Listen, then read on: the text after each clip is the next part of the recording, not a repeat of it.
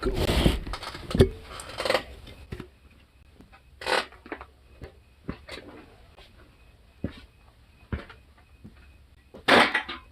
You will be.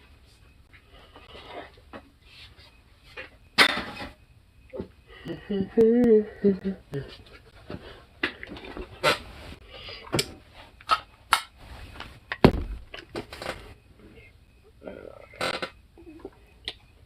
looks so fucking much better.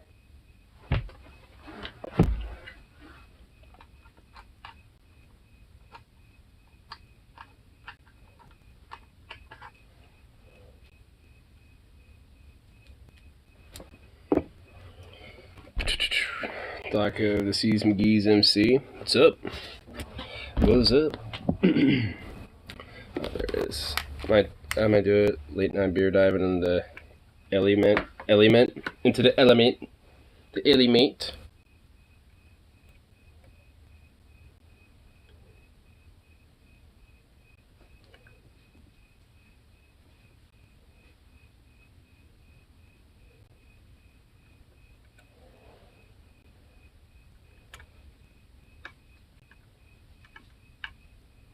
Okay. Let's try to figure something out here.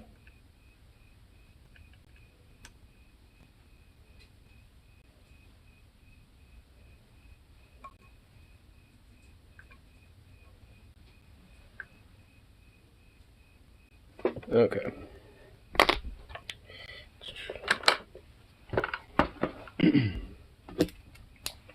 This guy fidgeting with shit, you know?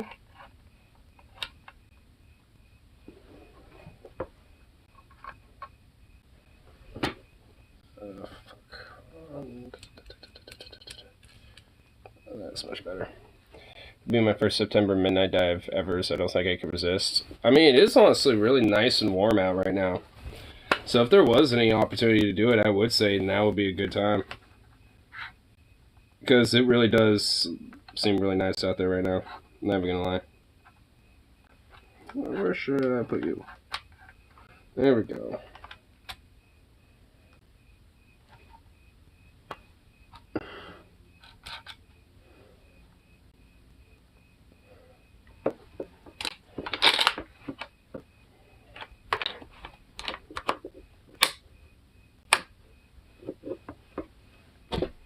Probably supposed to be hella balmy, but at work. I'm off, so frankly, I might honestly do something. Well, I mean, I'm already gonna plan on trying to do something that day anyway.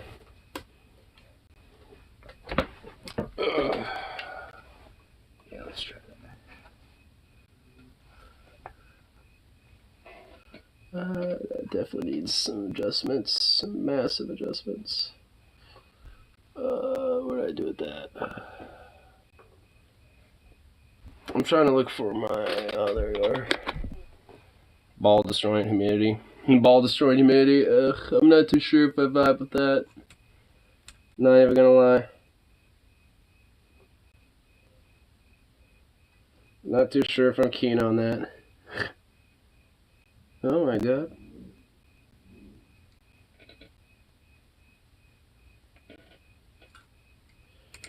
Somehow just you, like so.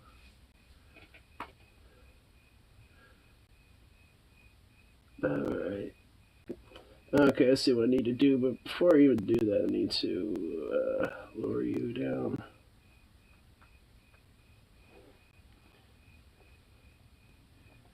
Right there, yep, okay.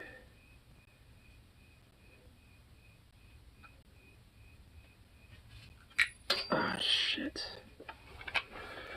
No! Well, what the fuck? It's such a small little fucking Allen wrench, and it's just now yeeted, deleted. Yeetus has been indeed deleted. Are you fucking kidding me, dude? Aw, man. Oh, what the hell? No!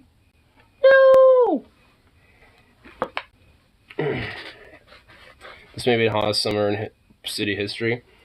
It feels like it. I mean, honestly, it literally has felt like that So I'm not really that surprised. He pretty much has become the hottest on record. Yay! Acceleratory climate change. Where's my Allen key thing? Where'd it go? Allen wrench. Oh, there you are. Ah, I found you. Okay. Okay, now back to it. Where'd it go? There it is. It's still off.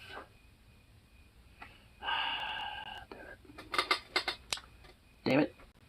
Come on. Ooh, it's almost centered now. It's actually legit almost centered.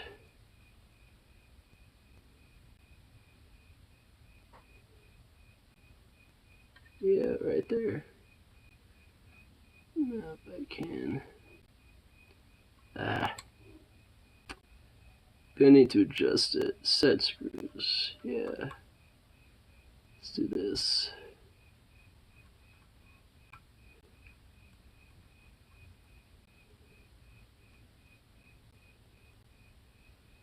Nope, that doesn't do shit. That don't do nothing.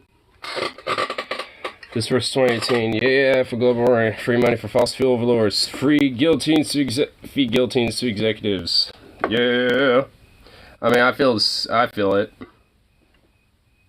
Oh, is this? Oh, here we go. I think this is how you do it. Yeah. Shit. Dropped it again. God damn it.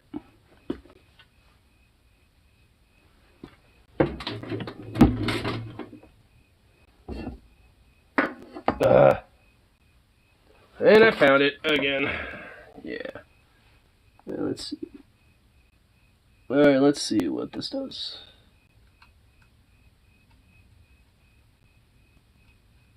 I can get you in there, fucker.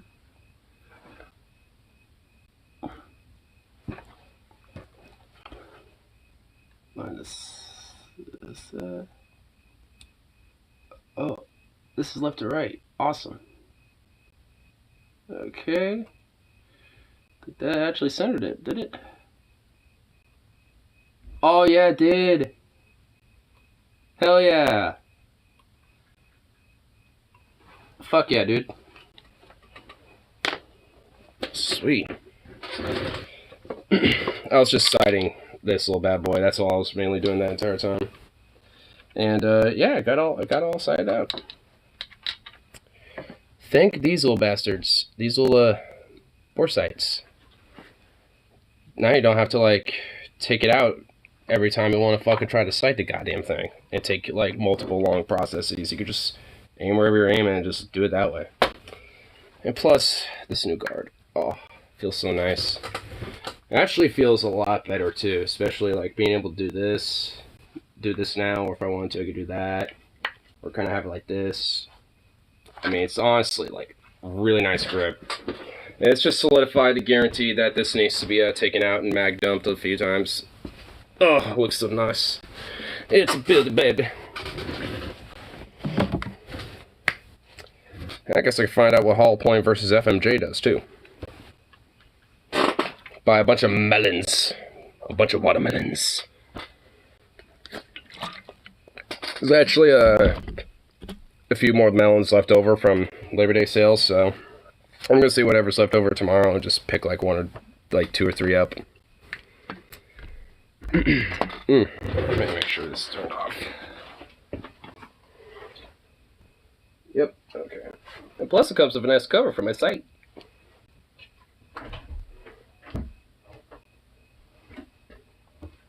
Oh, see my new upgrades?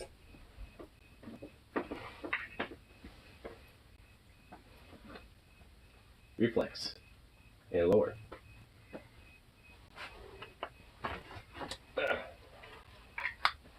Nothing to say. I see how it is. See how it is. Rejected.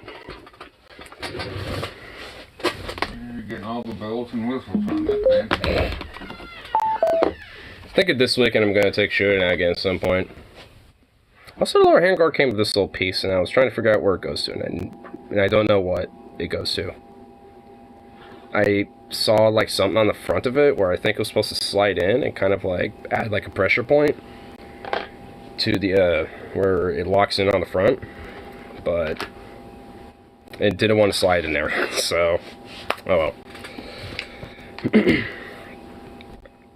But either way, I'm gonna have some fun with that over this weekend. It's gonna be enjoyable. I didn't expect everything to like show up all at once today, but hey, I'm a happy camper.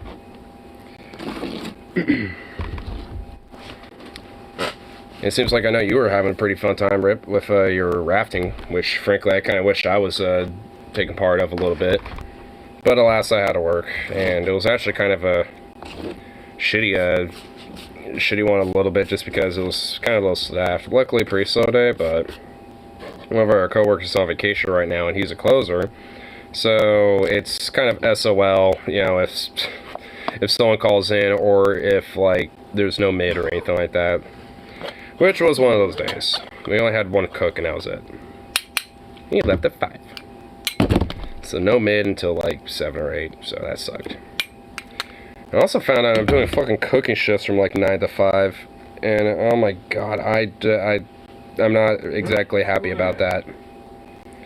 Not only am I not happy about that, but I don't even think I'm gonna wake up for that, frankly. Like, I'm not even saying that out of like, fuck you, I ain't working that day. I'm just saying that out of like, legitimately, I don't think I'm gonna wake up at 9.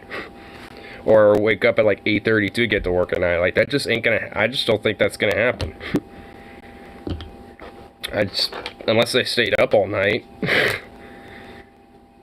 Which is kind of what I did for when I was doing the barbecuing shifts the last couple nights. Well, I didn't like stay up all night, but I only slept, you know, like I didn't sleep for too much, but even then, it's like I woke up at like 10:30, I think, each day for both those times.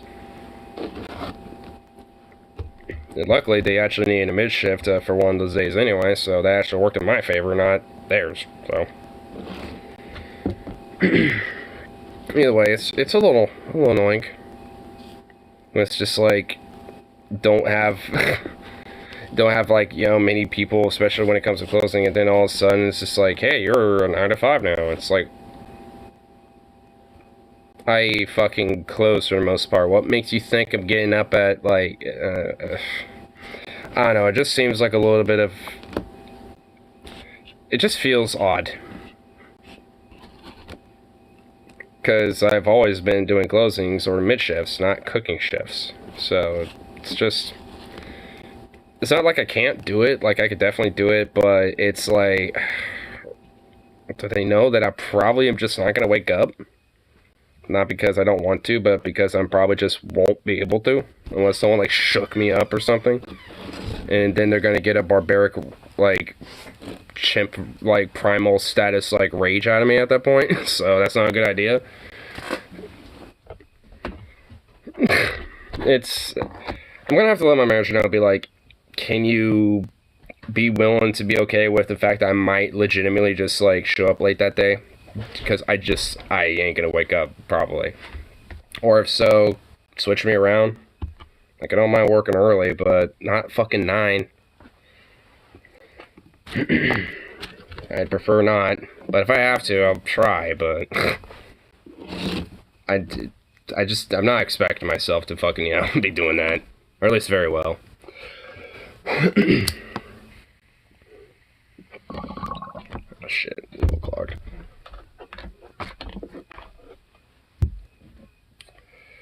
Hey, ba ba ba ba ba.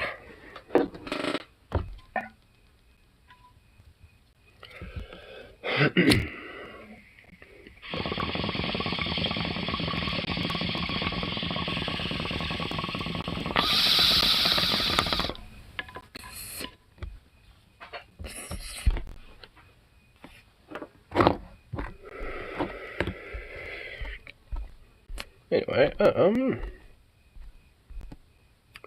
see what's for the tube here. Let's see. Oh, fucking flies, dude. I hear you, and I see you. And I will burn you, fly. Not only will you be burnt, but you'll be disintegrated. Goddamn bugs, bro. At least I was a bug man today, like I was yesterday.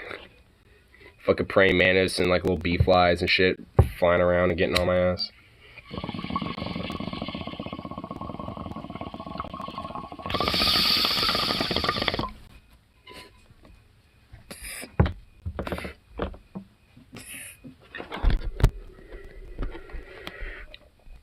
Here, get some metal going on. In metal mood.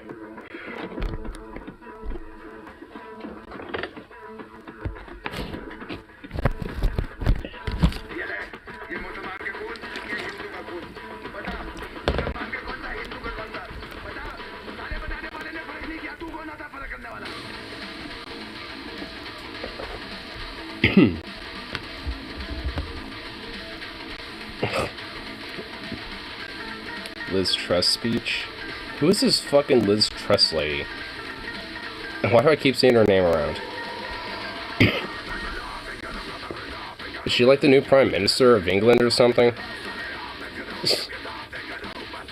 And a part of me is like, well, so why do I care? Like, I mean, I feel like it's just a weird way to be like, here's a nobody to, you know, can give the Tories a fresh look and a fresh face of paint.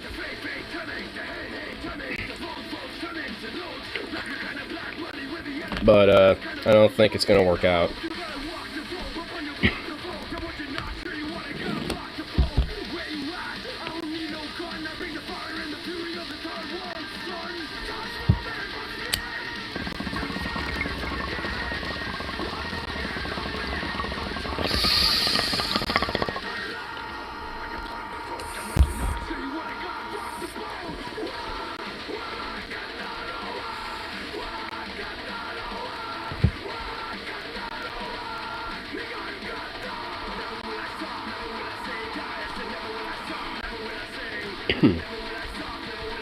That's on Tube Hill.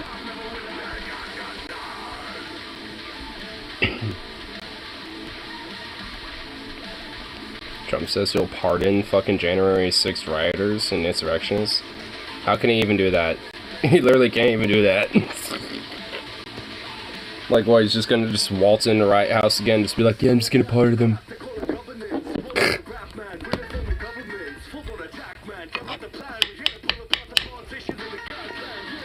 I mean, frankly, it's like, I honestly won't be shocked if nothing happens to him.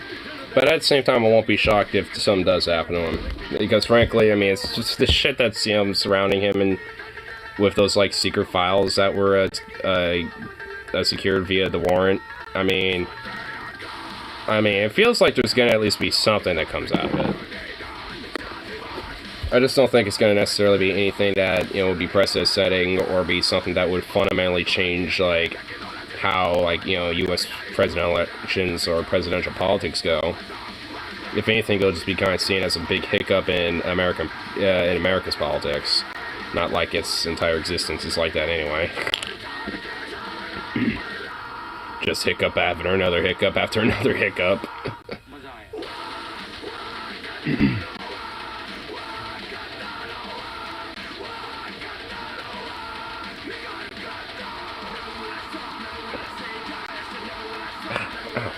Fucking hell, God, ow. Fucking hot, bro. Jesus.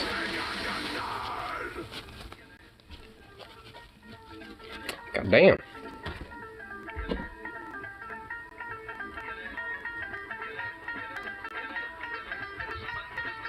There we go. Yeah, I get cleaned out, you fucking bowl. Don't be so raunched out with grossness.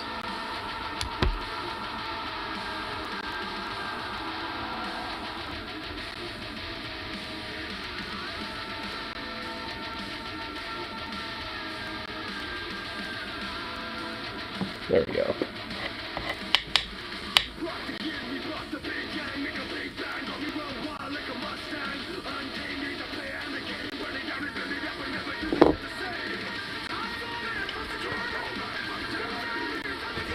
Alright, let's get some of my fresh stuff that I got the other day grounded up. Let's do it. Oh, you know what? I did actually check out some shit from the Human Support. Thought that was interesting, because there was, like, some Newsmax shit. Funny enough, there was, like, a dork, I don't even know or really care what his name is on Newsmax, that actually kind of knows his labor history, weirdly enough. What is it?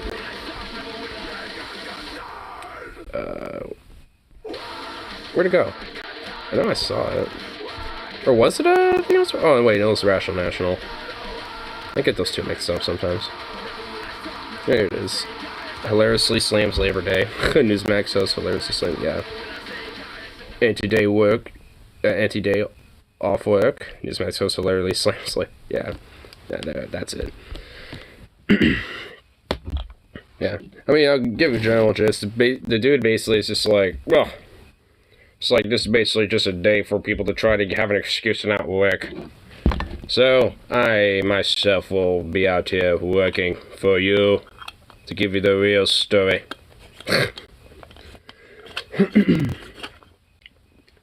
But in the midst of his random little fucking spiel, like, he actually does, weirdly enough, like, talk about the Haymarket affair out of all things. And I'm just like, oh, okay. I mean, it's kind of a rare instance where I have to somewhat give credit to a Newsmax host for the first and only time ever. Because it's just like, wow, you actually did research? You actually did that on not just, like, something, but just on, like, literally anything. You actually, like, did research on the thing. It's like, you know what? I mean, I have to commend that. It's like, you have to at least, credit where it's due on that. It's like, far-right conspiratoid freaks, on Newsmax actually did research on a thing. Which I find pretty fucking funny, honestly. Because, of course, they're using it for his own, well, really for their general far-right propaganda nonetheless. But, still, it's kind of interesting that, they spent the time to actually, like, delve into the research about what the Haymarket affair was. And, in order to try to galvanize their, weird-ass little propaganda. But, oh, here, let me pull that up so we can watch that. Yeah. Give that a like, too. Yeah.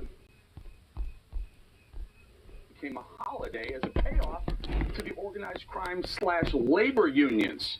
Newsmax host Eric Bolling lost his mind over the fact that people got a day off of work because of Labor Day.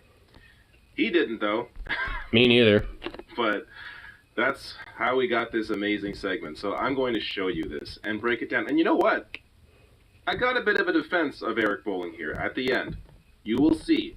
But here is his incredible segment just tearing into Labor Day. Well, it's Labor Day. Yay! Well, not so fast. I mean, I get it. Some of us get the day off. Not all of us, though. But, hey, if I'm not on the beach, I know where I'd rather be. And right here, putting a show together for you tonight.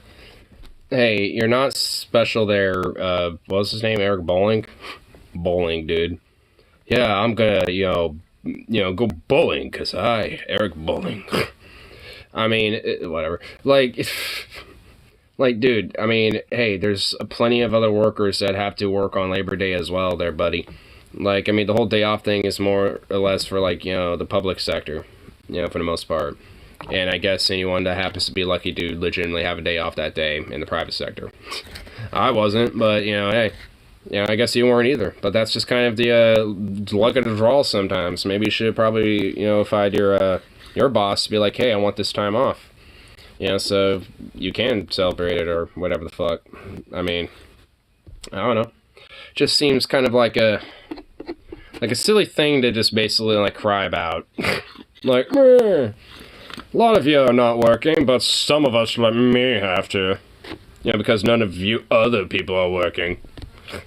Hey, and not so fast, because this day, Labor Day, became a holiday as a payoff to the organized crime / labor unions. They wanted... The organized crime / the labor unions. Like, yeah, fucking Al Capone and goddamn, like, Bill Hayward, and fucking... you know, like all these like mafia bosses and like, you know, labor organizers got together and just like, yo, what's up, fam? Let's, you know, work together and just like, you know, do some crime shit. Just like fuck up at the businesses because they don't let us be, you know, legitimized. I mean, like, what?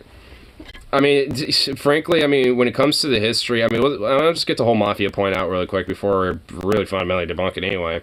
Like, there's only been, you know, a couple more regionalized instances of where unions, mainly local unions, worked with mob bosses. Like with the Teamsters in New York and within like Chicago, for example, like, yeah, like in local Teamster unions within these areas and like regional chapters and shit with regional locals, like, yeah, there definitely happened from time to time because when there's a lot of anti-union action, you know, from pretty much like every level, from police to government to the corporation, so on and so forth. It's like you don't really have many allies, but hey, if organized mob is willing to kind of back you up a little bit, as long as you kind of give them a little bit of a cut, I mean, you know, some union organizers legitimately thought of that as a, you know, necessary evil or like a means to an end to help them. I mean, it's, you know, kind of the fact of the life of it, but that doesn't necessarily mean just unions in themselves, you know, were doing this, or it, like it was some common normalized thing. Like, it was a thing that happened, but nowhere to the level that these fucking weirdos think it is.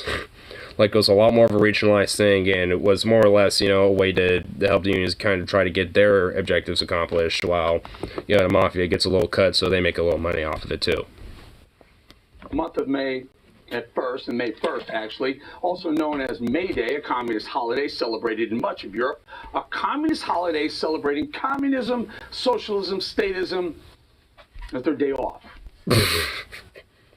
May Day, a day where communists celebrate communism, socialism, and statism as their day off. It's like, I mean, no, not really, but based either way. I mean, yes, it was, you know, by a lot of, and is celebrated, including me, by various different communists, anarchists, like me, and union leftists and labor leftists and shit, because of the historicity behind it. On top of that, like, I mean, it's not a celebration of communism, socialism, and statism. I mean, it's a celebration of some elements, like, or in some part, you know, to communism, socialism, but mainly because of the advocacy and the fight for workers' rights and labor rights. I mean, that's the main reason. And honestly, you don't necessarily have to be a socialist or a communist to be in favor of shit like that. But it seems like throughout history, from today from the 80s, it seems like the whole buzzword of communists, socialists, anarchists, and shit like that, you know, it's just the common trope to throw workers under the bus and shit to try to, you know, make them a boogeyman and scaremonger them. But it doesn't work anymore. Like it did probably in the early 1900s to fit in during the Cold War era and shit like that, but I mean, at this point, not really. Exactly what they represent: communism, socialism, labor unionizing to wield power over employees, employers. To wield power over employees and employers? No. Like, see, like, he's using some of this research, you know, for his own propaganda, obviously, here, but, you know, because, again, I'm actually kind of surprised he's talking about May Day, and there's kind of half-truths to it, like, yeah, communists, socialists, anarchists alike, and labor leftists, and people that advocate workers' rights in general and abroad, you know, celebrate that day for the most part. I mean, yeah, I mean, it's either known as May Day or International Workers' Day. Like, I mean, that's what it's known as internationally, and including here.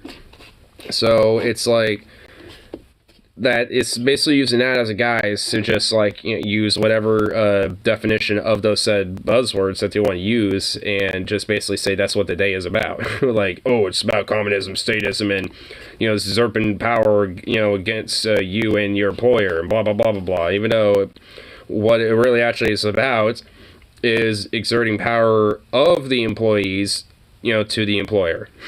It's not like exerting power against the employees and employer. It's using the power of the employees against the employer. Because if the employer is going to be exploiting the workers to the point that, their means are not met, or at least not efficiently met, then yeah, it should be an obligation of those said workers to usurp his power against the fucking employer. I mean, if there are employees that are willing to be loyalists towards the boss and shit, then yeah, those would be called scabs, and they're, well, fucking annoying, but they exist. And it's kind of unfortunate, but it's better, and preferable to convince them otherwise and hope they change their mind. The roots of May Day, also known as Labor Day. In 1889, May 1st was designated May Day, a day in support of workers by an international federation of socialist groups. And no. When it comes to Labor Day, no. It was actually done by Grover Cleveland as a compromise to a lot of these communist, socialist, and more radical labor unions and trade unions of the time. Because it was seen as a less inflammatory day to celebrate, because it also happened to be aligned with a lot of the September strike and picnic strikes that were going on around that time as well. I mean, so it was seen as basically a less inflammatory way to celebrate labor and workers' rights without having it tied to the International Workers' Day because of the Haymarket Affair. Like, that's the main reason why. I mean, it's like, it's not just some weird coinkydink that, it's just, September, and that's just the day that America decided to put, Labor Day on. It's in commemoration of the Haymarket Affair, a violent confrontation that took place on May 4th, 1886 in Chicago. True. See, I'm actually impressed that he researched this that far, at least on a surface level. It's like, May 4th, 1886 in Chicago, if the Haymarket Fair, it's like, yeah, that's what happened. There was a violent confrontation. Yes, yeah. It's like, I have to give him credit on that. It's like, yeah, I mean, he's using actual history to try to make a stupid propaganda point. His stupid propaganda point's just that. It's stupid anti-worker nonsense, but he's at least done the research. I'll give him that. He's not stupid. As much as the rest of the Newsmax hosts and Newsmax in itself are. At least this guy, Eric Bolling, he ain't stupid. I'll give him that. Labor unions, who operated much like socialism, wanted their day of recognition, but in the effort to hide the obvious payoff to big labor, the powers that be, or were, decided to hide the corrupt union extortion by making the day off from work the first day in September, not May 1st, a work holiday now known as Labor Day. So yeah.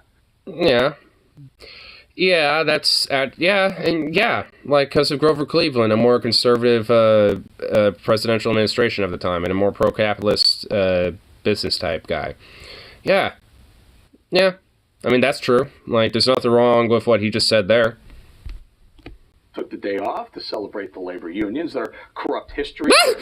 Wait a minute. Is he fucking on Tucker Carlson because he took the day off today to support the corrupt trade union? Tucker Carlson's no friend of the worker or the unions, bro. What are you fucking saying, dude?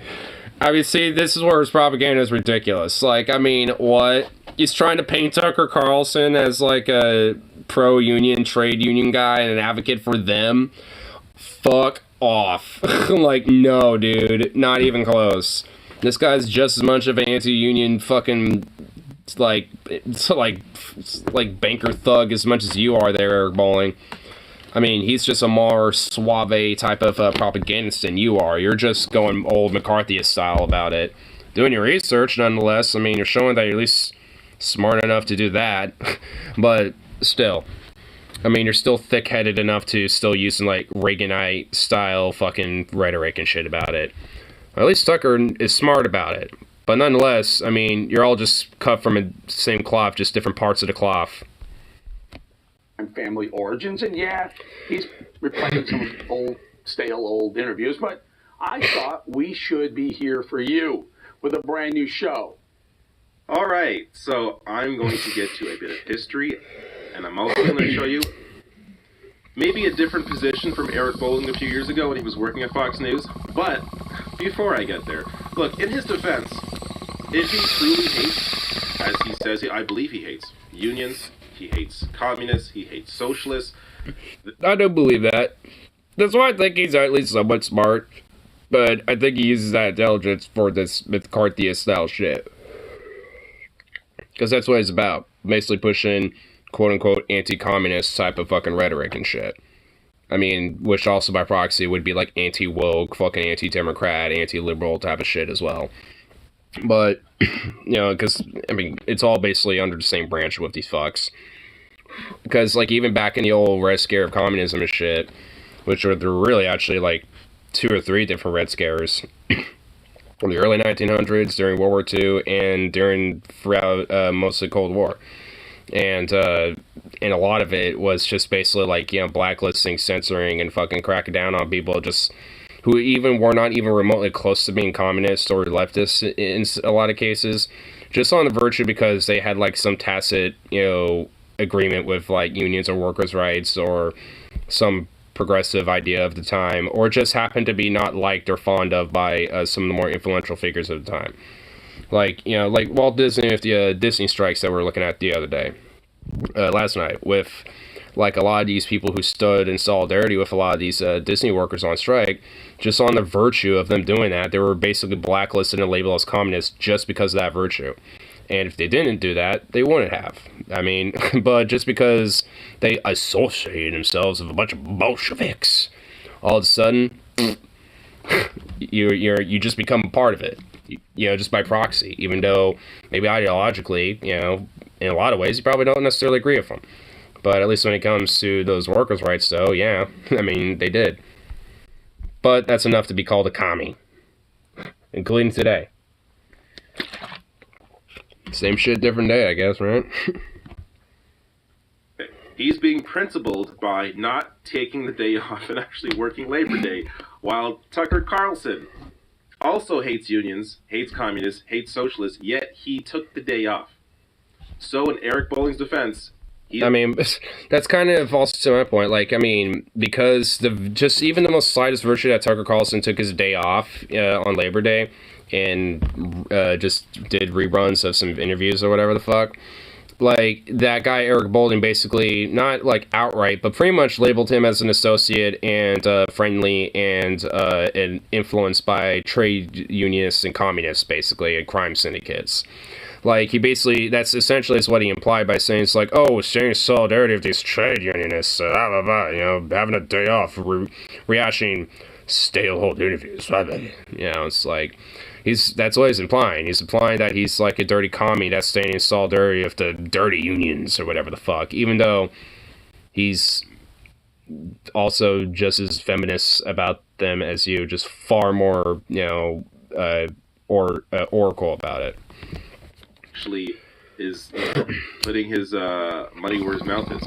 That said, I'm not sure it was really his decision to work that day. I feel like it was more of a Newsmax corporate decision to work that day. But regardless, he worked on Labor Day while, you know, hating on those that brought him Labor Day. So I guess good on him. But also, look, a lot of the history he brings up here is not wrong. He's correctly identifying that unions, communists, and socialists brought the world a Labor Day. Yeah. And also, like, one thing he didn't mention about the Haymarket affair is that was a fight for the 8-hour workday. And for, you know, on, of course, among other things, like, you know, better working conditions, like 40-hour work weeks, and, like, you know, a guaranteed weekend, and shit like that. I mean, there was a lot of things that were fought for during the Haymarket affair that eventually came into fruition today, for the most part, I should say. And a lot of that did come from these anarchists, the you know, socialists, communists, and yeah, a lot of hardcore trade unionists of the time. I mean, there is truth to that. I mean, that's why, honestly, I have to at least give some credit to Eric Bolling a little bit, because he's not that much of an idiot. Like, he did do the research and actually did kind of look up what these events were and what they were about.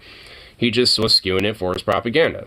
I mean, that's it, but, you know, he did look it up.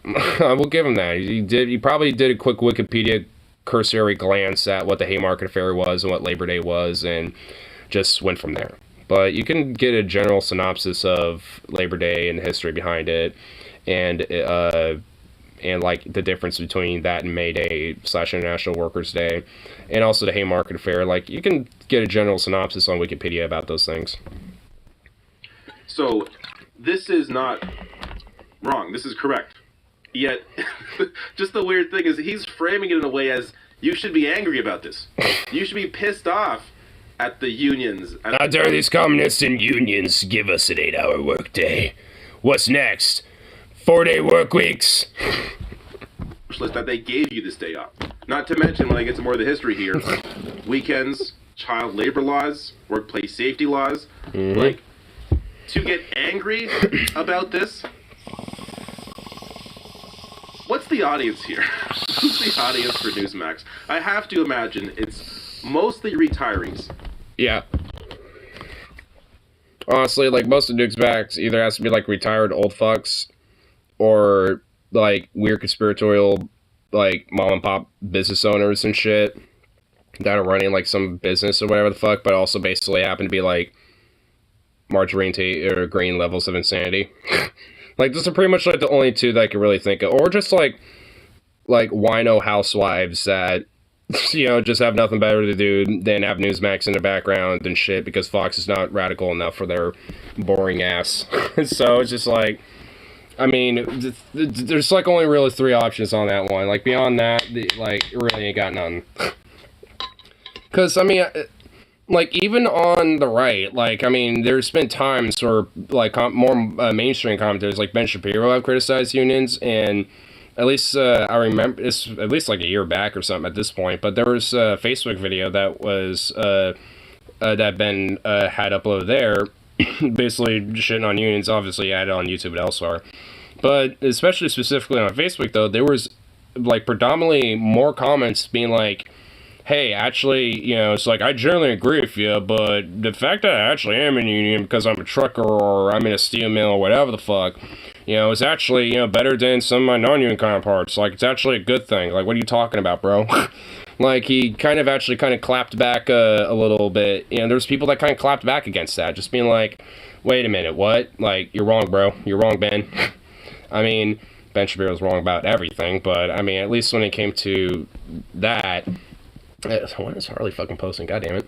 But at least when it came to, the fundamental of, you know, just the whole union aspect of things, like, people are just like, wait a minute. You know, and these were conservative types, like the Republican types that, you know, are more, you know, like, out there in comparison, or more far right, you know, in comparison to, like, some moderate Republican type and shit, if they're listening to Ben Shapiro, at least. And despite that, there was even pro-union sentiment there. You know, so it's like, I mean, it's kind of hard, you know, even within conservative circles to be, like, hardcore union bashy, because, I mean, it's just a matter of fact. I mean, there are a lot of various blue-collar trade jobs that, yeah, are just legitimately more, at least socially, more conservative to an extent.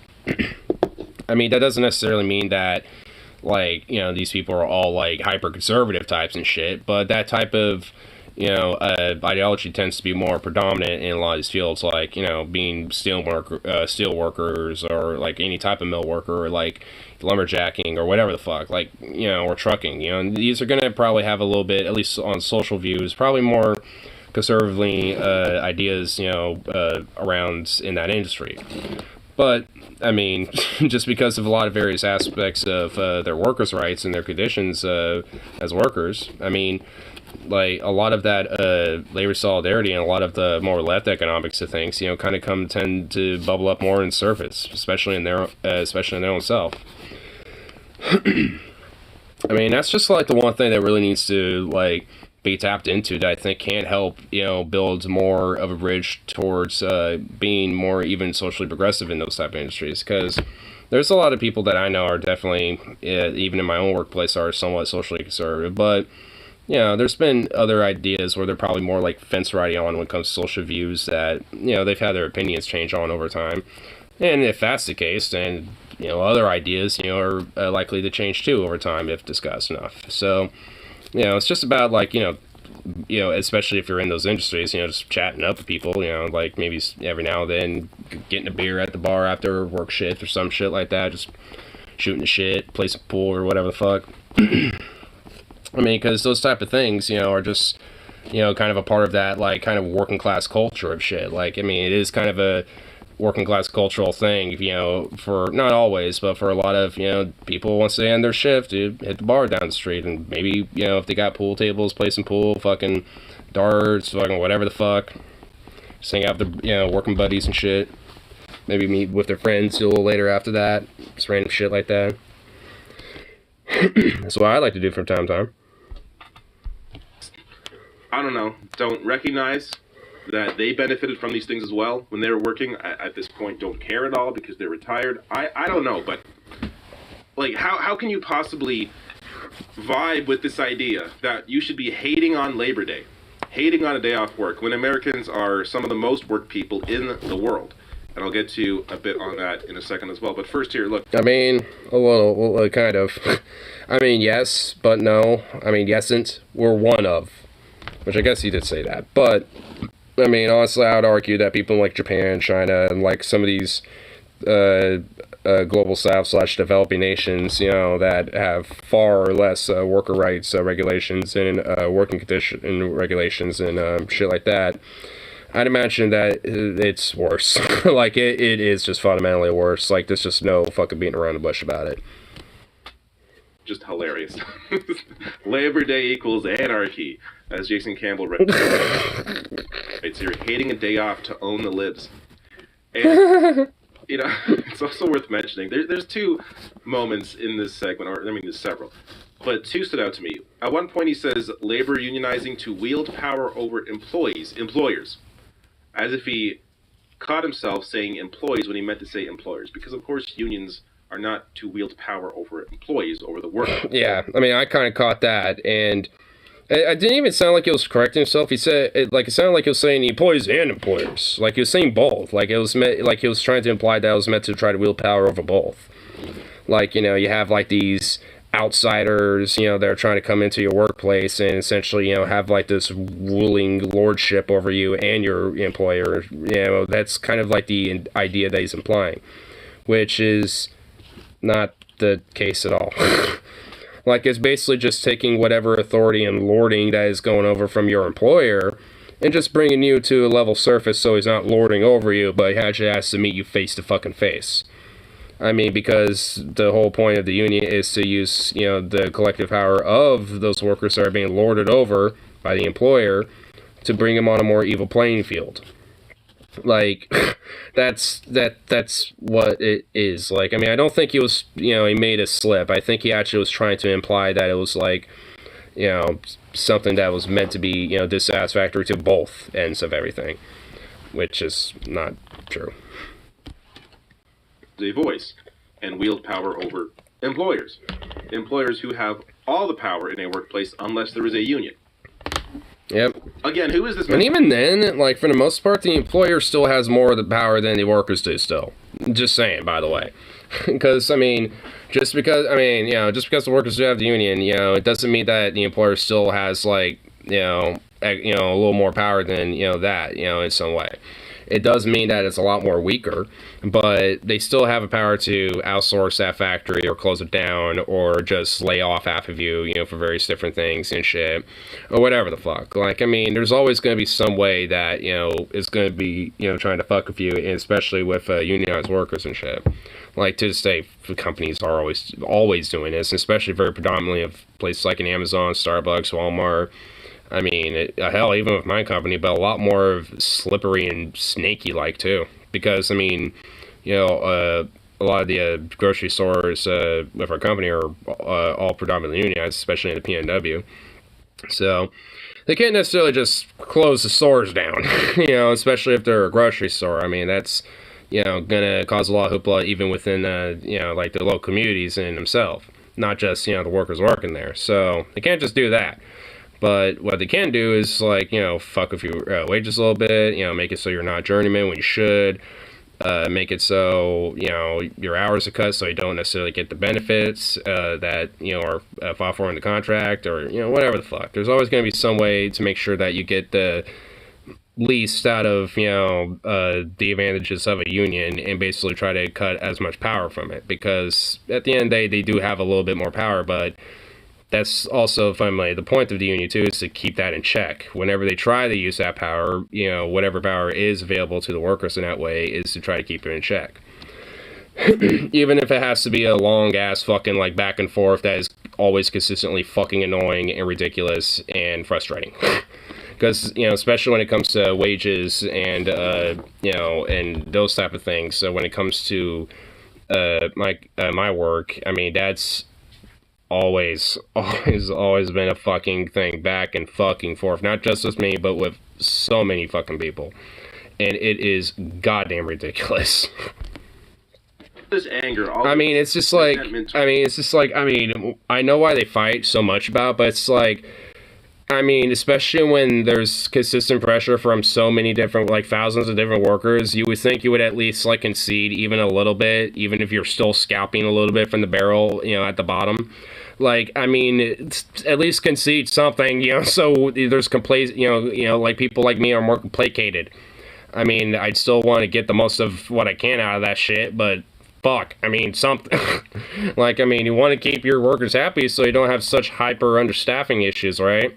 Because that would help maximize their profits, when you have better staffing, so thus the store runs more efficiently, and thus get more people buying shit and getting out the door and having a better experience and then shopping there again. It's either targeted to those that don't know anything, which I have to imagine is a large portion of the Newsmax audience, but also targeted just at capital, at shitty bosses. So it's just this bizarre idea that working people to the bone is somehow beneficial to anyone. I mean, there's a lot of it is if you're a capital owner. I don't have this in this segment, but maybe I should have included it. There's a lot of these trials now for 4-day work weeks, and they are all working out. I mean, look up 4-day work week result, and you will see that not even just the employees, of course, are happy, but even the employers are happy. They're seeing their workers actually being more productive because they have that extra day off. Well, who would have thunk? Feel like they are respected in the workplace in a way that they weren't respected before. They feel more agency over their own lives. They're able to spend more time with their families, do their own thing. So when you actually do what is best for workers, it also benefits those at the top of these companies. Now, in some cases... Wow, no shit. Who would have thought of that? Maybe that isn't... Oh, wow. Weirdly enough, the workers that get exploited. That's such a weird fucking thing, too, is that, like, that I always never really could totally wrap my brain around, but, I mean, it is kind of an indirect causation of it, is that the fight for, like, labor is also to benefit the same rich fucks that exploit you, too, but in a way that does benefit everybody. Because, I mean, if your workplace safety conditions are met, and you actually have more agency in your own life, better living pace, so you can actually, live comfortably, and, and actually have balanced hours and personal time, and when it comes to, like, 4-day work weeks and, like, 8-hour work days and shit like that, I mean, you do have, a sense of more agency, and there is, like, a more sense of respect and more sense of, incentive to even, go work again. And also you're more refilled and energized, so you do end up being more productive. Weirdly enough, curious, who would have thought of that? And, yeah, and because of that, especially when you get more productive, or when you have better productivity, that means more money for the boss. And thus, they get more money. It's just like, they don't want to see that, like when it comes to, like when it comes to bosses, they don't like seeing that shit because that means they actually have to give a fuck about the workers and their little widgets that make them the money. And they have to treat them as actual human beings instead of widgets.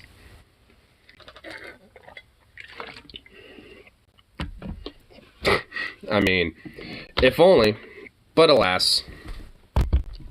I mean, that would actually imply that, a lot of CEOs and capital owners would actually have to have a thing called empathy. We work people to the bone, sending packages out same day, then that is going to ultimately benefit those at the top of the company. But in some cases, in a lot of cases, 4-day work weeks are incredibly beneficial for both the employee and the employer. But let me show you this. Most people are sadists on explanation. I mean, maybe some of them. I mean, I don't necessarily think it's just sadism. I think it's just legitimately the detachment of the human connection to it. Like, they don't have to actually see and, experience a lot of the problems that come from the exploitation that they bring on other people. They don't see the consequences of that in the personal lives of the workers and shit. They're totally detached from it, and utterly in every sense of the word. And when you're detached from it, you basically pay no mind to it. It's not like something that concerns you. I mean, if you're somebody that does, see that on a daily basis, then you probably would have more concern for that type of thing. But especially if you're a capital owner or a CEO, unless you're like some smaller mom and pop shop brand thing, but at this point, this doesn't even apply to you. I mean, it's just like, you ain't going to see it. You ain't going to, kind of experience, some of that realization that, a lot of these workers have gone through. Including, honestly, even the ones that, worked their way up to the top and shit. Because, basically, they only really, did some of the labor, for themselves and shit, just so they could do it enough so they can gain enough wealth and materials so they can have other people start doing it. Like the whole Bezos start from his garage thing. I mean, even then, he didn't even really do that all on his own. I mean, his fucking parents, helped that shit. Because they were rich fucks. And his little buddies helped him out, too. So he already had people, working for him, right from the fucking get-go.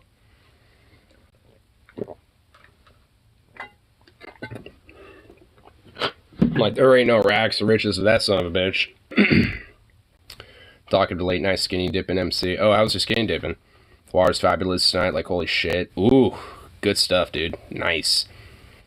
Yeah, but they have to know that what exploring in third world countries does to people there, they can't really believe that's the case when you get ads showing malnourished kids and these people presumably see them as well. Those are rich Jews on Quebec that. Well, I mean, I don't think they necessarily see those ads like we do. Like, if they are watching something on CNN or whatever the fuck, chances are they're probably watching it on maybe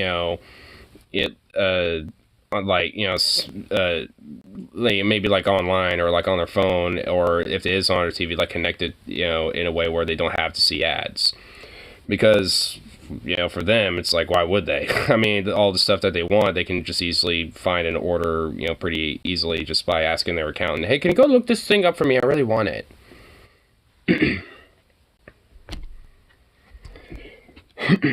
I gotta see what fucking Harley sent after this. I mean, I definitely would think that there is some rich people, probably the top 10% more or less than the 1% that do kind of see some of that, but that's just because of a lot of the charities that they operate. And even when they do go down on the ground, a lot of that's just primarily PR. So they usually will get into areas or into places that are pretty much already sanitized, so to speak, in a sense. So the people there are already safe, and there ain't going to be no problems or anything like that. And it can make it more artificial. If they actually were at one of these fucking places, you would probably potentially, maybe every now and then hear a pop shot of a gun going off in the background or something.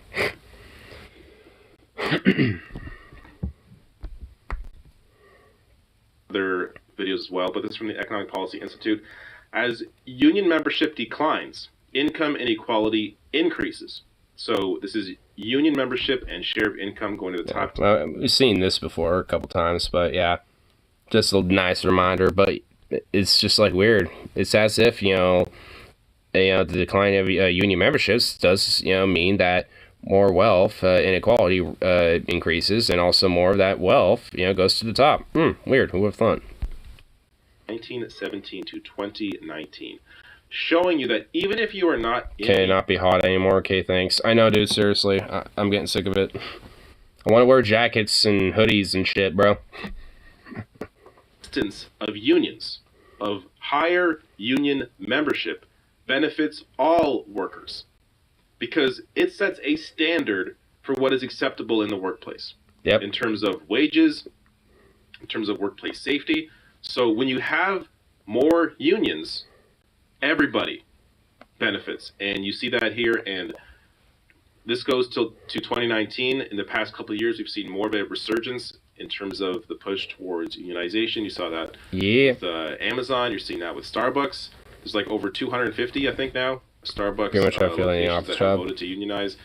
Other places as well. I think Chipotle had their first Oh my god, dude. well. So you're seeing a greater push for that now, and what the fuck? it'll be, I want to see where this graph goes in the future. How to hop if that trend fences? continues, because I guarantee you, Damn. if that increase in union membership continues, you're going to see the share of the income going to the top 10% decline. But that will, again, take a few years for something like that to take effect, assuming membership keeps up and this momentum continues. But a little more here on the history. I mean, you can even tell from the graph, like, when that spike of unionization rises, I mean, the wealth doesn't drop until a little while after that. If anything, it kind of peaks up a little bit and then drops. Because you get that first big spike. I mean, here we can actually expand it just to kind of make it a little better. But, you see that first big spike, and if anything, when that happened, there actually was an increase in wealth that happened from that. And then there was like this little up and down, and then another big dip. But when that happened, there was a major drop in wealth from the top percent. And then, from there, it just kind of kept going, pretty steadily. But then shortly after that, during around the 60s, it declined a little. And then especially around the 80s, when Reagan hit, it just went bleh. It just got gutted to shit. Thanks, Reagan, you fuck. Labor Day, weekends, Beer time. and the rest. Hey. So from Time Magazine, bumper stickers aren't known for being the most trustworthy source of historical fact, but the one that proclaims that weekends are brought to you by the labor movement gets it exactly right. If anything, it doesn't go far enough. So in the 1930s, or only in the 1930s, did the Time Fair deregulation. Yep. God damn it, Harley. With Franklin D. Roosevelt in the White House, allies in Congress, and the first female cabinet member in Secretary of Labor Frances Perkins, a series of reforms were implemented. In 1938, Congress passed the Fair Labor Standards Act that established the 8-hour day and 5-day week for wage workers. But don't solely thank the politicians. As FDR once told Union and Civil Rights leader A. Philip Randolph, he agreed with the labor movement's ideas, but he needed the activists to go out and make me do it. So. I think that's basically encouragement to be like, hey, convince me. Like, he wanted to, I think that's kind of a way of FDR saying, like, especially for his time, being like, hey, if you want, especially if you want to really see a lot of action on a federal level, you have to, like, make me do it by pressuring, people in your area, local areas. That includes your politicians that will essentially convince me to do so, because unfortunately, I have to, at least do certain things, in order for these things to get done. I mean, I can't just executive order everything, and I don't even really think he was known for being, like, an executive order guy, pushing those left and right. I know he did, but I don't know how much, he was doing that shit, at least when it came to stuff like this. We were murked by wasps today. They even got us while we were in the middle of the river. Really? Did y'all get, like, stung, or were they all just, like, harassing you and just, like, buzzing around you? Maybe there was like a nest near the river and they all kind of got agitated if y'all being there or something. But fuck wasps.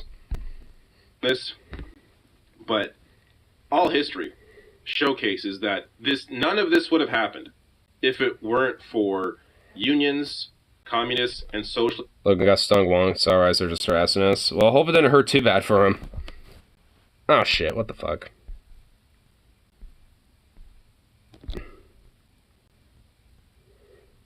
Continues. But a little more here on the history of how people got Labor Day, weekends, and the rest. So okay, we got that part. Yeah, the 8-hour day. Yeah. Is that none of this would have happened if it weren't for unions, communists, and socialist groups getting together and pushing for these labor laws. So this is a lesson for today as well. You're not going to see, especially politicians now that are completely bought by massive corporations and the wealthy, they're not going to do anything for the working class unless they feel like they need to do it. So Yeah. this is, again, shows you why it's important to have a strong labor movement. That's a lot more militant than really it is now. Here, so compared to workers and other industrial... I mean, that's the one thing that I think a lot of old guard unions really need to start, realizing is that, hey, being kind of cozy and comfy for being around for a long time ain't exactly going to get you by. Like, you're all going to kind of, like, because honestly, I feel like it will be a point where, some of these old guard unions, that have been around for quite some time, for like 40, 50, 60 plus years, like the SCW, for example. I mean, I think if they don't, like, get a little bit more militant with how they operate, because they've kind of gotten a little more teeth in as of recent years, but if they don't, like, kind of, keep pushing with that, I mean, there could be a point where they might go by the wayside because of these a lot more radical militant units, like, with Starbucks United, which I think Starbucks United and the Amazon Labor Union kind of formed their own version of the AFL CIO. I forgot exactly what it was called. It was like the Essential Workers something council or something like that. It was basically, again, it's kind of like the equivalent of the AFL-CIO, but meant to be a lot more of a militant version of it. Which, funny enough, some of this shit is, at least when it comes to, like, labor here, some of it's kind of repeating itself a little.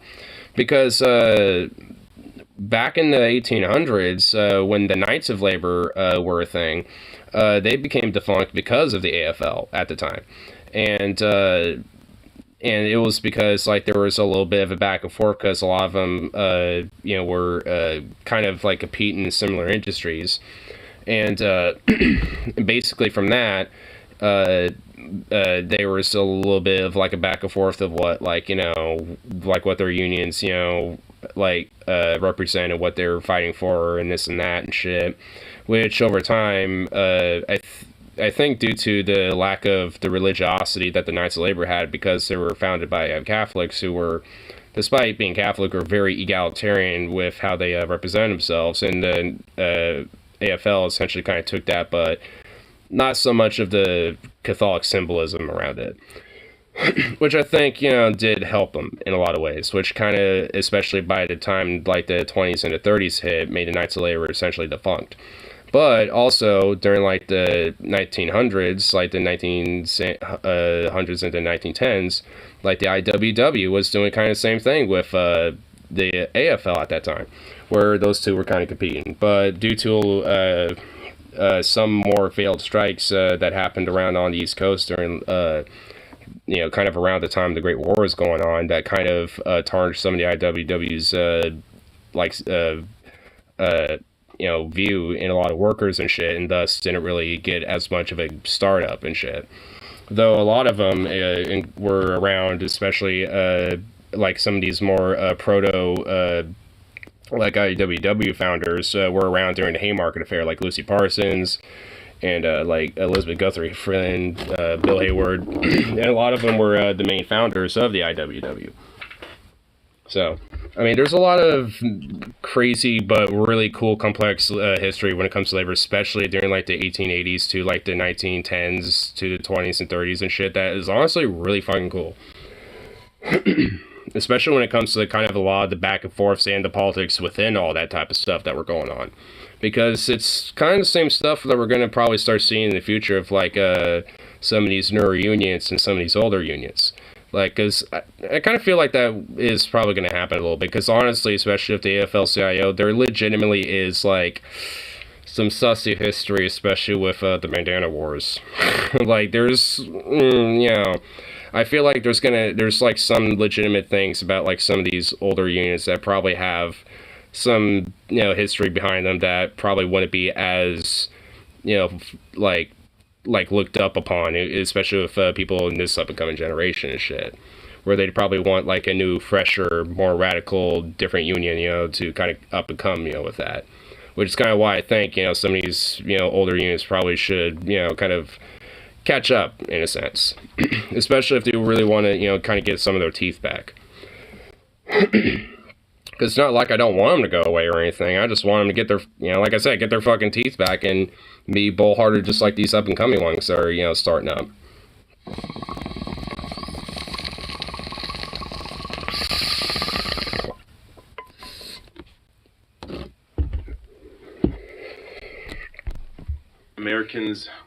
American workers toil far more hours and receive far fewer days off. The World Economic Forum reports that U.S. workers on average labor 1,783 hours a year compared to 1,363 hours for German or 1,470 hours for French workers. According to the Damn, so Germany's got the best out of all three of those. American Time Use Survey, in 2018, men with full-time jobs labored 8.99 hours a day and women 8.56 hours, though most women also perform several hours a day of unpaid household labor. So Americans, some of the most... Like housewife work, basically, which that also should be paid. ...overworked in the developed world. And honestly, that sounds true. Like frankly, what was it? 8.56. That actually literally was like my shift today. Was basically that. Like, because I got off a little after 10:30.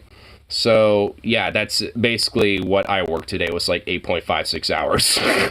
Like, I mean, that sounds essentially like the average, especially for me. Sometimes it could go up to 9, just depending on how long we're having to fucking stay late, closing shit up. It's obvious as to why. Massive corporations, as I said, and the wealthy largely control policy. Last bit here. Eric Bolling wasn't always a hater of labor, or of Labor Day, I should say. Oh, morning everybody. Have a fabtastic... Ew.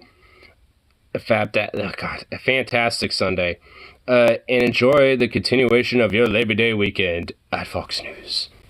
Wake up, America. Oh my God. This is back in 2015. Jesus Christ. Here he is back in 2015 while he worked for Fox News saying, "Morning, everybody. Have a fabtastic Sunday and enjoy the continuation of your Labor Day weekend." I'm going to guess Eric Bolling took that Monday off. But at Newsmax, he's forced to work and has a whole segment about, how shitty Labor Day is and how you should hate the unions, hate the communists, hate the socialists that got you a day off of work. Yeah, not... Ugh, such dirty communists. What's next? 4-hour work days. With 2-hour lunch breaks in between. All paid. Communists. These cultural Bolsheviks. Anyway, here, what the fuck is hardly what is this thing going on in my Telegram group chat and shit? I want to figure out what the hell's going on here. What is this?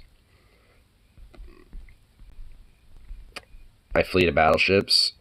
Oh shit! This is what he was talking about earlier when he was here. Oh damn, dude! Straight up got actual fucking boats. Oh shit, this one's got designs on it. Ooh, I think this is I think this is meant to look like a Spanish galleon, I think. Oh, wait. It has a name on it. The Santa Rosa. Yeah. I think this is meant to be a Spanish vessel of some sort.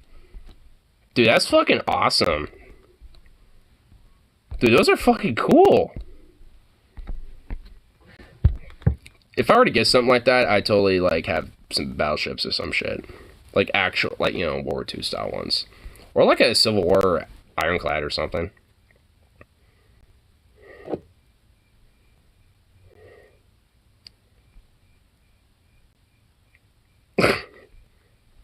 What's my first time saying? Aye, but who be your first mateloge? Mateloge? What? I know he tried, but sigh. It's not the same as messing with special mediocrity quality. Choco tacos. Oh shit. Someone's trying to do some choco tacos.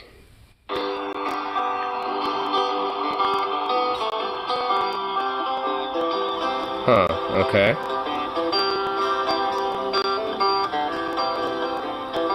Okay.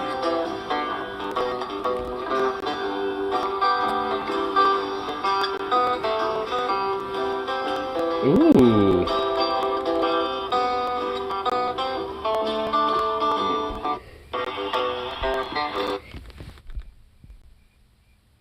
It's just not the same as messing with that special mediocrity quality. But honestly, you know what? The fact that he bumped that bitch up in quality, though, I mean, because the thing is, I've never had a Choco Taco, which I know is a disgrace to so many people, but I've never seen or heard of them. Like, I just maybe I've been in an area that's just been unenlightened. But that looked fucking bomb as fuck. And honestly, it's just like, I mean, I wish I could have the OG Choco Taco, and I honestly feel like it's going to come back as like a limited time thing. But, you know, like, yeah, I would eat that. And I'd eat a regular Choco Taco. And in fact, I'd compare the two. And I probably like, you know, the more homemade one. But, you know, I would not besmirch the original Choco Taco. Because it is now inspiring people. They are inspiring people to make their own. And make it better. So, you know what? I can respect that at least. I know, but there'll be no mutiny on my ships. He has another fucking picture. Hold on, I want to make sure it's okay. Mainly because there might be something in the background. Oh, shit. Is that real? Holy shit. No way that's real, dude. Is that a force shot? It is. I'm actually going to ask them that. Is that like an actual firearm? Or is that just like a...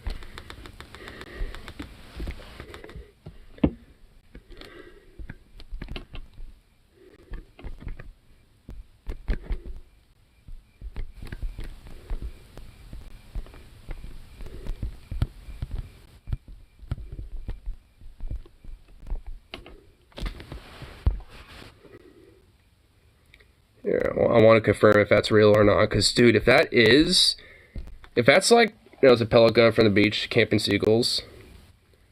Oh, is that the pellet gun? Oh, that's what it is? Oh, I was honestly legitimately hoping that was a fucking real, like, old style, like, muzzleloader or something, dude. Because, honestly, that, like, even though it would be, oh my god. I think that's a pellet gun. Well, I guess I'll see from Harley. You know, I asked if it's a real replica, so that will kind of, he will let me know, I suppose. Because I haven't seen that before. It's the first time I saw that. It looks fucking awesome.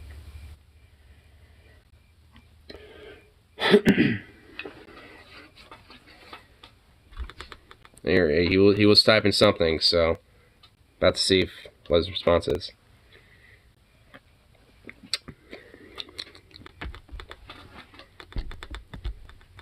I just need a sort of event like this, but this sort of controlling parenting not only stunts a child from being able to learn from relationships themselves, it also primes them for future abuse. Wait, what is this? Alright, hold on. Alright, so there's, I mean, I do agree with this, of course, but obviously there's some context here, so I like to read it. Imagine doing this to your own daughter, then thinking you're the one removing her from a cult. TERFs are mentally ill. Uh-oh. Wait. Woman, noun. Adult, human, female. Okay. I didn't affirm my daughter. I removed her from the contagion. With Emma, she pulled what I call a cease and desist. She saw the truth and left the cult. Over a year later, she's thriving more than ever. She was involved in gender craze. What? I removed from the contagion. I'm dreading her starting school. I removed her from all social media, purchase monitoring apps to block certain websites from her phone. It would receive email alerts if certain words are flagged in her searches or texts. I also would not let her spend time with any friends whose parents I didn't trust.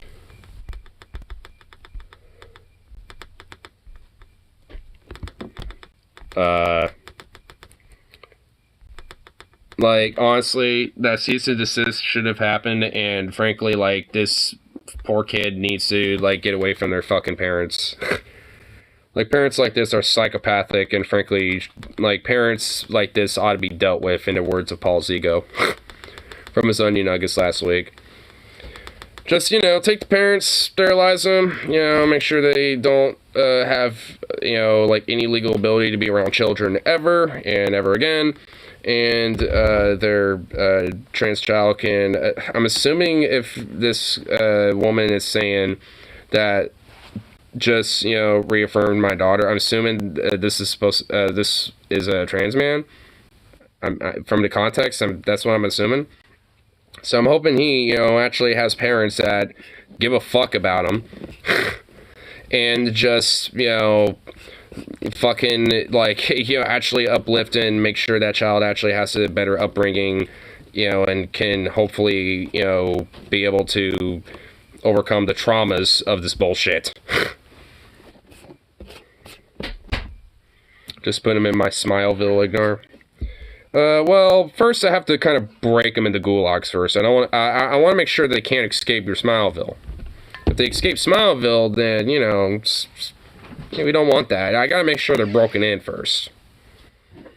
So they'll go into the, you know, Ignaz Union Gulag number 463, and, you know, just delve into mines.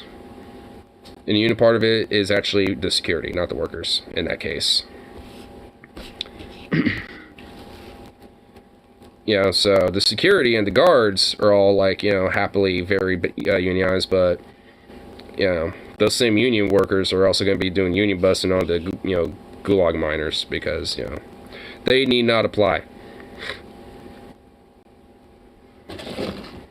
They get represented by me. I don't know why I arbitrarily chose 463, but for the number, but yeah, there you go. That's just going to be the number for it.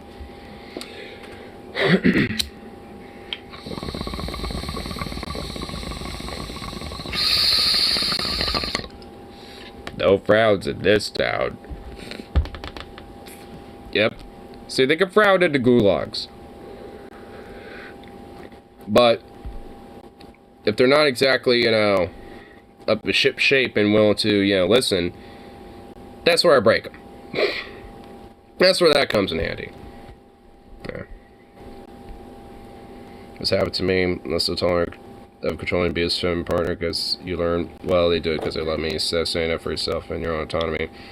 I see people controlling your life as something not toxic when it is. Yep. Jory read 2 messages, bit I did. I had to do research on Pistol Beak in our tab.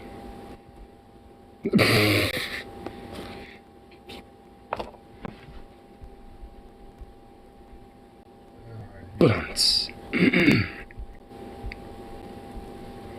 There. Let's see what my boy is at now. No, it's not a replica or a real gun. It's an aftershave bottle that looks like a gun. It's pretty fucking cool. Oh, it's an pepper box pistol. Oh! Oh, that's what it is. It's an aftershave bottle. This is a bottle? Dude, that's so cool. Dope. That's awesome. I didn't even think that was a fucking bottle. Hey, Everest Cologne. Dude, that's cool. Dude, I'm actually impressed with that. I like how there's just a crowbar just on the floor. I think I have just a crowbar just chilling on the floor. I wonder what he's doing with that.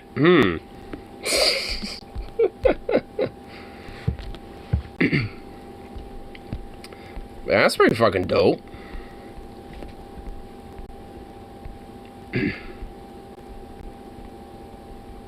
Oh shit, the Rational National does shorts?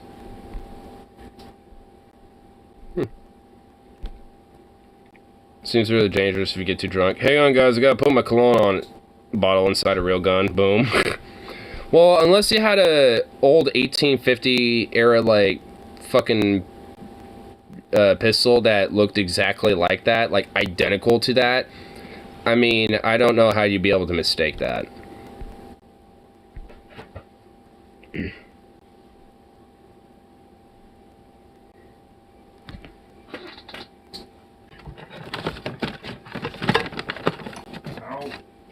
Drunk vision.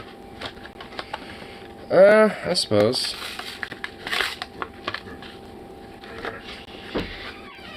There you are. Sit. Sit, baby. Sit. Sit. Oh, oh, you stretchy boy. Sit. Fall. Good boy. See the shape of a gun, therefore it must be a bottle. Again, I mean, unless that, like, bottle happened to be in the shape of a gun that you also happen to own that looks essentially like that gun. I mean, I don't know. I'm not saying it's impossible. I'm just saying it's, like, I mean, it would have to kind of depend on the person as well. And also how drunk they are. And what the damn thing looks like, you know, and the bottle as well. I mean, there's a few things.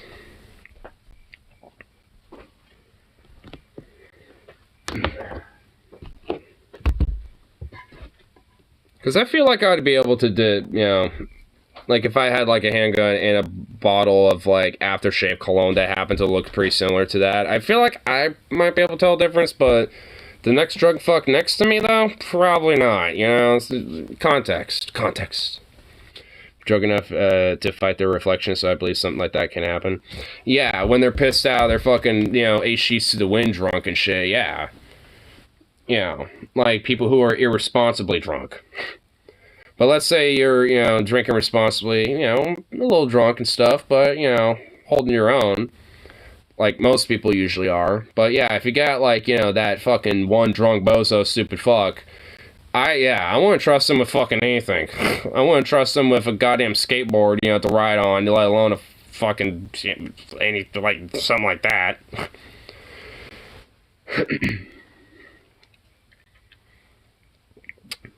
I mean, shit. Even if I, you know, personally might be, like, you know, trusting myself if I'm drunk, I wouldn't fucking play around with that shit. Like, maybe, like, a mild buzz, because I've done that, but, I mean, that's not being drunk.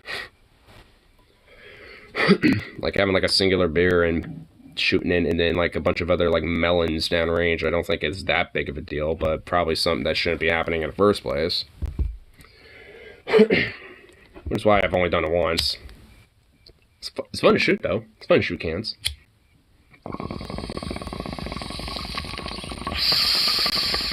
It was even more fun as bellids. Watching a bellid just go... just explode into, like, a bunch of mini bellids. It's awesome. Definitely gonna make sure I get some watermelons for this weekend. At least, like, 3 nice fat ones and, like, a couple of... like, 5 cantaloupes or something. Actually, you know what? I should just get some clay pigeons, because I have, like, clay pigeon holder stands that I can put in the dirt. Use that. That's actually a good idea. They're not that expensive. Shoot honeydew instead. No one likes honeydew.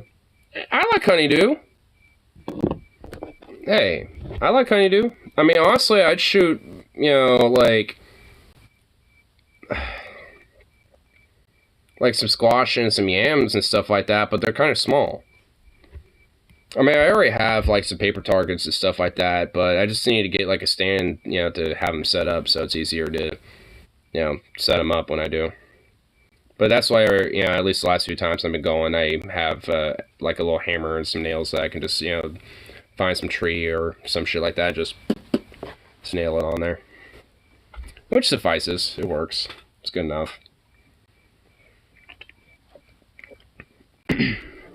Well, hi, Cranefly. I guess I am Bugman tonight. There's a Cranefly. What's up, bro? Can I help you? Yeah. Yeah, go away. Thanks. Cool. Have you ever sort of someone to go like, I could go for some honeydew, or honeydew, fuck yeah. I haven't. I mean, I'm not like, fuck yeah about some honeydew, but I mean, I would definitely, you know, like, if there was like a bowl, like a mixed bowl of melons, like you got some watermelon, cantaloupe, honeydew, you know, maybe a little bit of pineapple in there, like, I'm eating all of it. Like, I'll pick out the honeydews because I know a lot of people don't like them. I mean, and like, because usually in a lot of cases, if there's like a whole party tray of like, you know, fruits like that, I haven't had honeydew. I haven't had honeydew. I am the honeydew. To seek the sacred river, off to walk the caves of ice to break the fast of honeydew and drink the milk of paradise. And if I haven't had honeydew in a fat minute, I would be hell yeah. Well, hey, Rip City's like hell yeah about some fucking honeydew. I am the Willamette.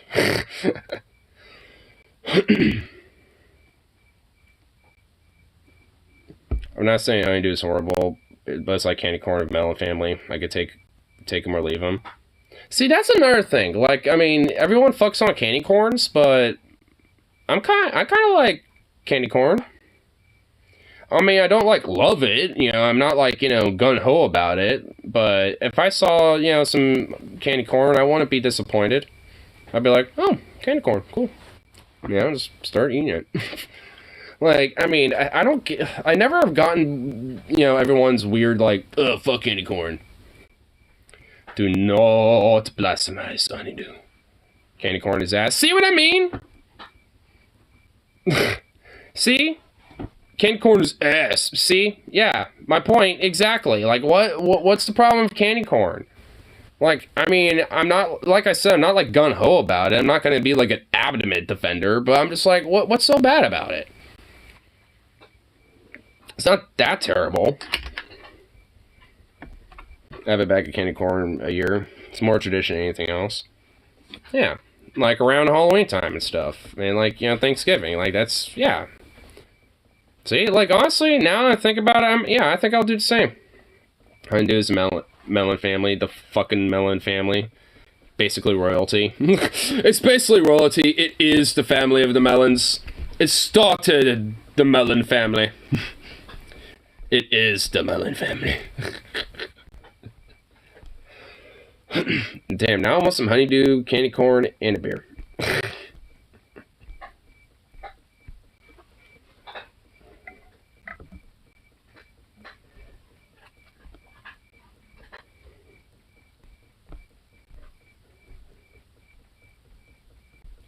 Here, see what I go and find on two. 7-Eleven has one of the three. Yeah, it does. Well, it might have candy corn too. Also, there's also usually grapes in fruit salad. Well, I'm okay with grapes. Grapes are cool. It's raisins that I'm weird about. Because it's just a dehydrated fucking grape. Grapes are great also. Yeah, I like grapes. I would straight up snack on grapes like a fucking Roman. Just like... Oh, a blasphemous 7-Eleven has candy corn. Oh my god, what is your problem with fucking candy corn? Oh my lord. Melon and chocolate? Melon, just a melon with some chocolate on it? Sure. Yeah. Fuck yeah. Yeah.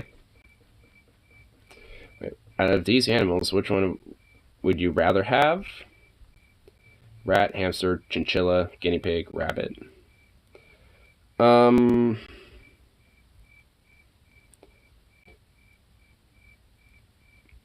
would say like a few chinchillas, but I don't think that. I think my dog would eat them. So probably a rabbit. Boop. Oh wow. 36% for rabbit, 27% for chinchilla. So wow, if I didn't have Zukov, I feel like I would go for some chinchillas. But because of Zukov, I mean, I'm going to go for a rabbit because I feel like, you know, I can at least have Zukov back off a little bit. And if anything, He'll probably just want to play if the rabbit out of point.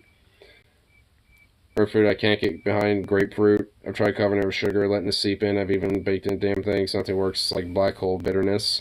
Dude, yeah, I don't like grapefruits. Oh, you know what? You just gave me an idea for target shooting. Because they're a nice, decent little small, round size. You know, I can get a whole big bundle of them. You just gave me an idea. Grapefruit was great with beer. Honestly, that's the only time I think I've ever enjoyed grapefruit is in, like, some alcohol. Like, if it's in an alcoholic cider or some shit. Like, I mean, that's really, honestly, the only time and it mixed in with, like, a juice. Like, if it's, like, grapefruit and fucking, like, passion fruit and some other shit in there. You know, like strawberry, pineapple, grapefruit, or whatever the fuck. Like, I can get down with that. Like, I mean, there's, like, grapefruit can be acceptable. But for me, I just on its own or no, I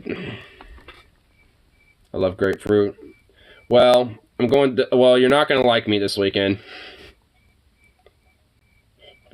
What does passion fruit taste like anyway? It's pretty good. I mean, like, I've had passion fruit juice, and it's, I don't know, it's, you know what, hold on, let me see if there's some in the fridge really quick. I can just taste test it.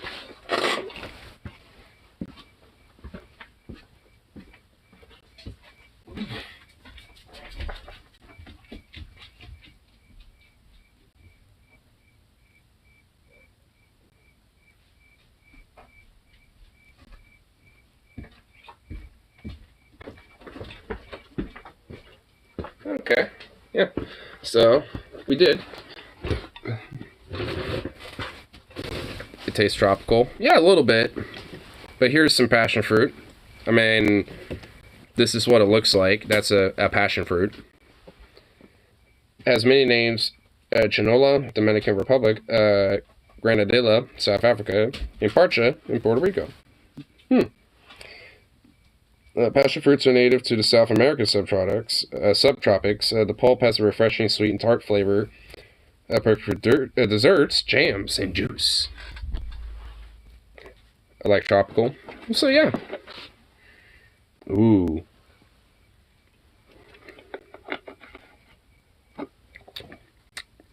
Definitely sweet. Yeah, it's a little tart. Yeah, that's pretty much what it is, like a little sweet and tart. But, yeah, really good. I'll put this back. Boop. Nose boop. Little sweet little.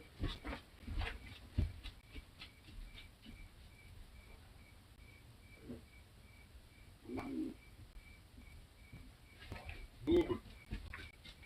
Boob.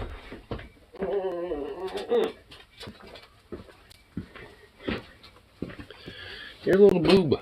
Look at you. That's not coming in. Oh my god, whatever. Sounds good though. Jams. I've never seen passion fruit jam. Me neither. But it does sound good. Because I too like passion fruit.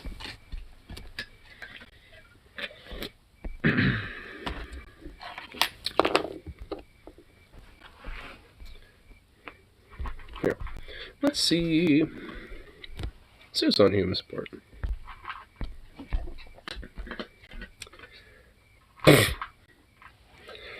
Marjorie Taylor Greene believes cat-identified students are given litter boxes at schools. Wasn't this like a thing months ago? Like, unironically, was that like a thing that was legit like a few months back? Like, propped up by the fucking far right? The fruit of AIDS, honestly, with Susan Surprise, Persephone wasn't gobbling them up. This has been a meme off and on for years. Dude, I don't even like, it started as a meme when I was in college. Really? Oh my god. Like, man, I love how furries are just trolling. Furries just be doing a little bit of trolling.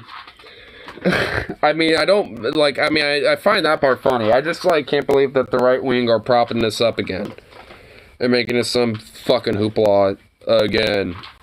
I'm like, oh my fucking god. But, oh, nonetheless, here we go.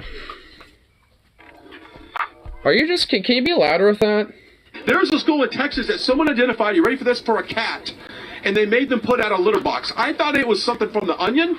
Absolutely true. Wow. That is because our principals don't stand up anymore. Right. You know, back my parents were in education, so if that would have been brought up, they would have been slapped the hell out of the classroom. Anti-traditionalism that's happening right now is on every level, it seems like. No, they're embracing lies. I mean, literally embracing lies.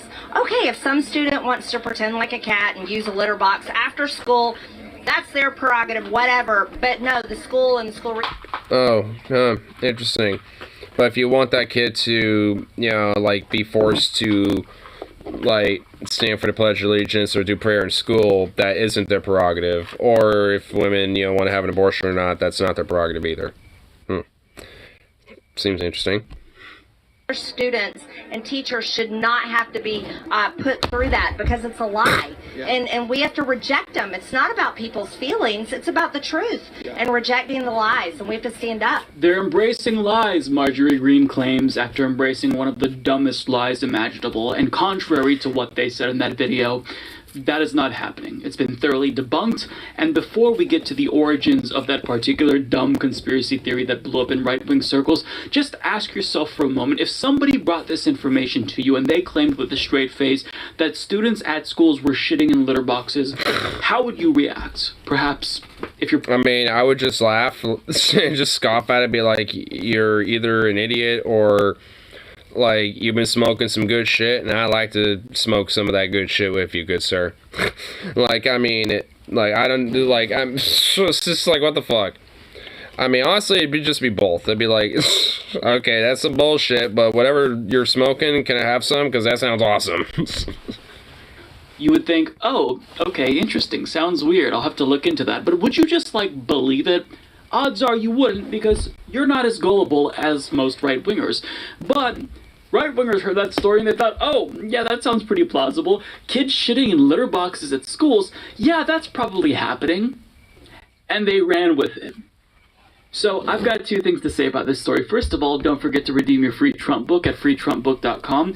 Oh my god! Free, learn Trump's achievements and vision for the USA, plus 2 bonus gifts. How Marjorie Taylor Greene was seemingly more open-minded to the prospect of kids using litter boxes at school than she is to trans people. Because she said, oh, well, that's their prerogative. I mean, I agree. Sure, I mean, if your kid wants to shit in a litter box, that's probably not very sanitary, but, like, it doesn't really affect me, so I genuinely don't care. Also, litter box would be cleaner than most school bathrooms. Yeah, honestly, probably. Especially if you keep up with it. Litter boxes would solve the poop socket problem. Checkmate libs.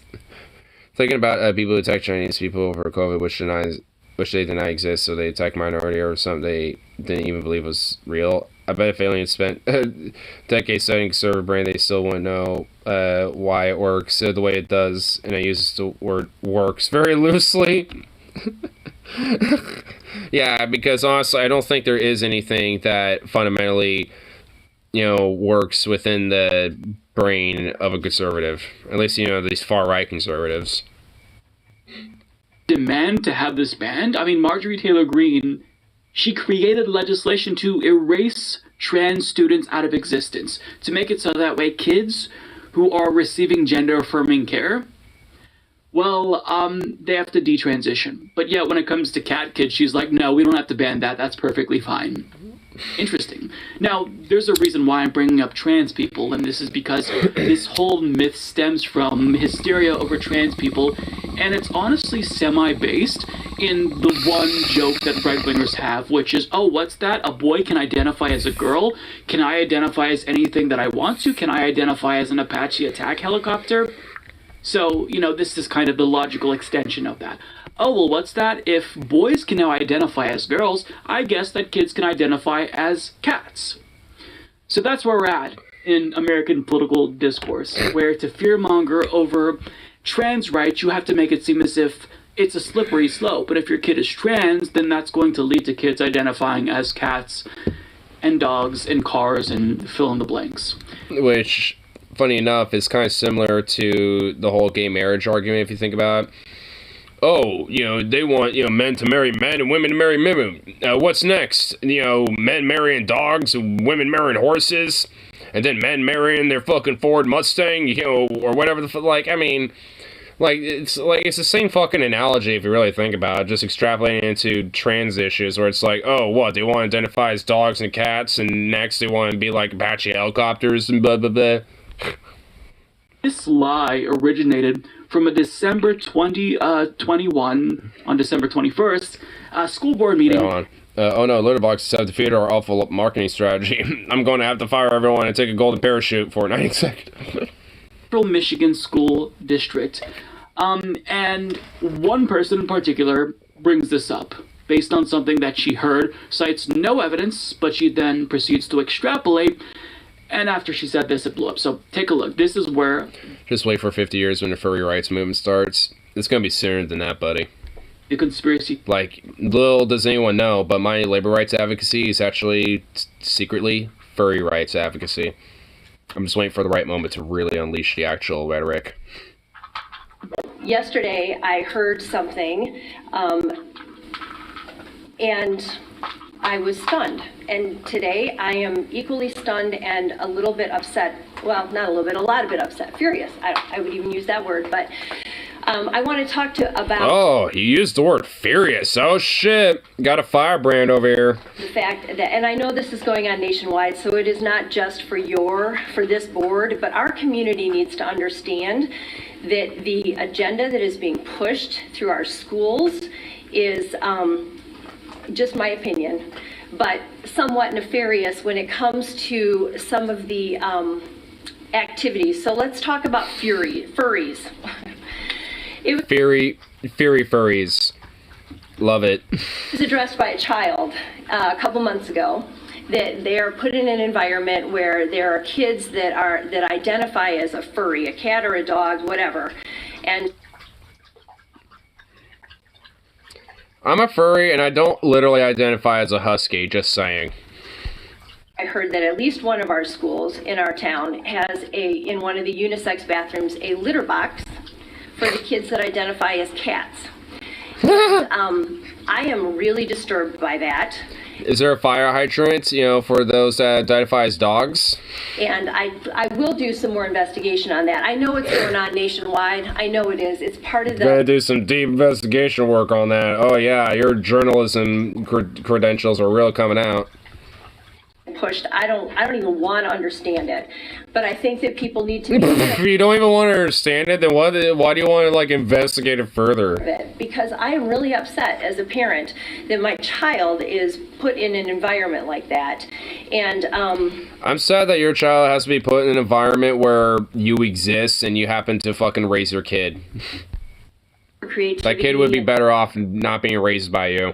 Imagination. That kid would be better being raised by, parents that actually give a shit and aren't stupid and insane like you.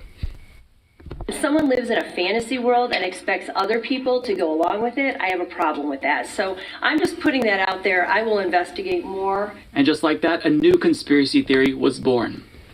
This is how gullible conservatives are. You can literally just say something and they'll run with it. Doesn't matter what it is. Oh, kids at schools nowadays. Honestly, because of this, or kids probably Christian are like, Mom, what the fuck? Dude, nah, bro. You know that kid's honestly laughing their fucking ass off. Like, the cat kids, if I was that kid, I'd be laughing my ass off knowing how fucking batshit, stupid, retarded these fucking conservatives are to believe such a calculated fucking ridiculous story. I mean, I would eventually, when, some of the dust settles, come out and be like, I was the one that started that, baby. My mom fucking took my story for word, and, hey, it wasn't my fault she took it that seriously.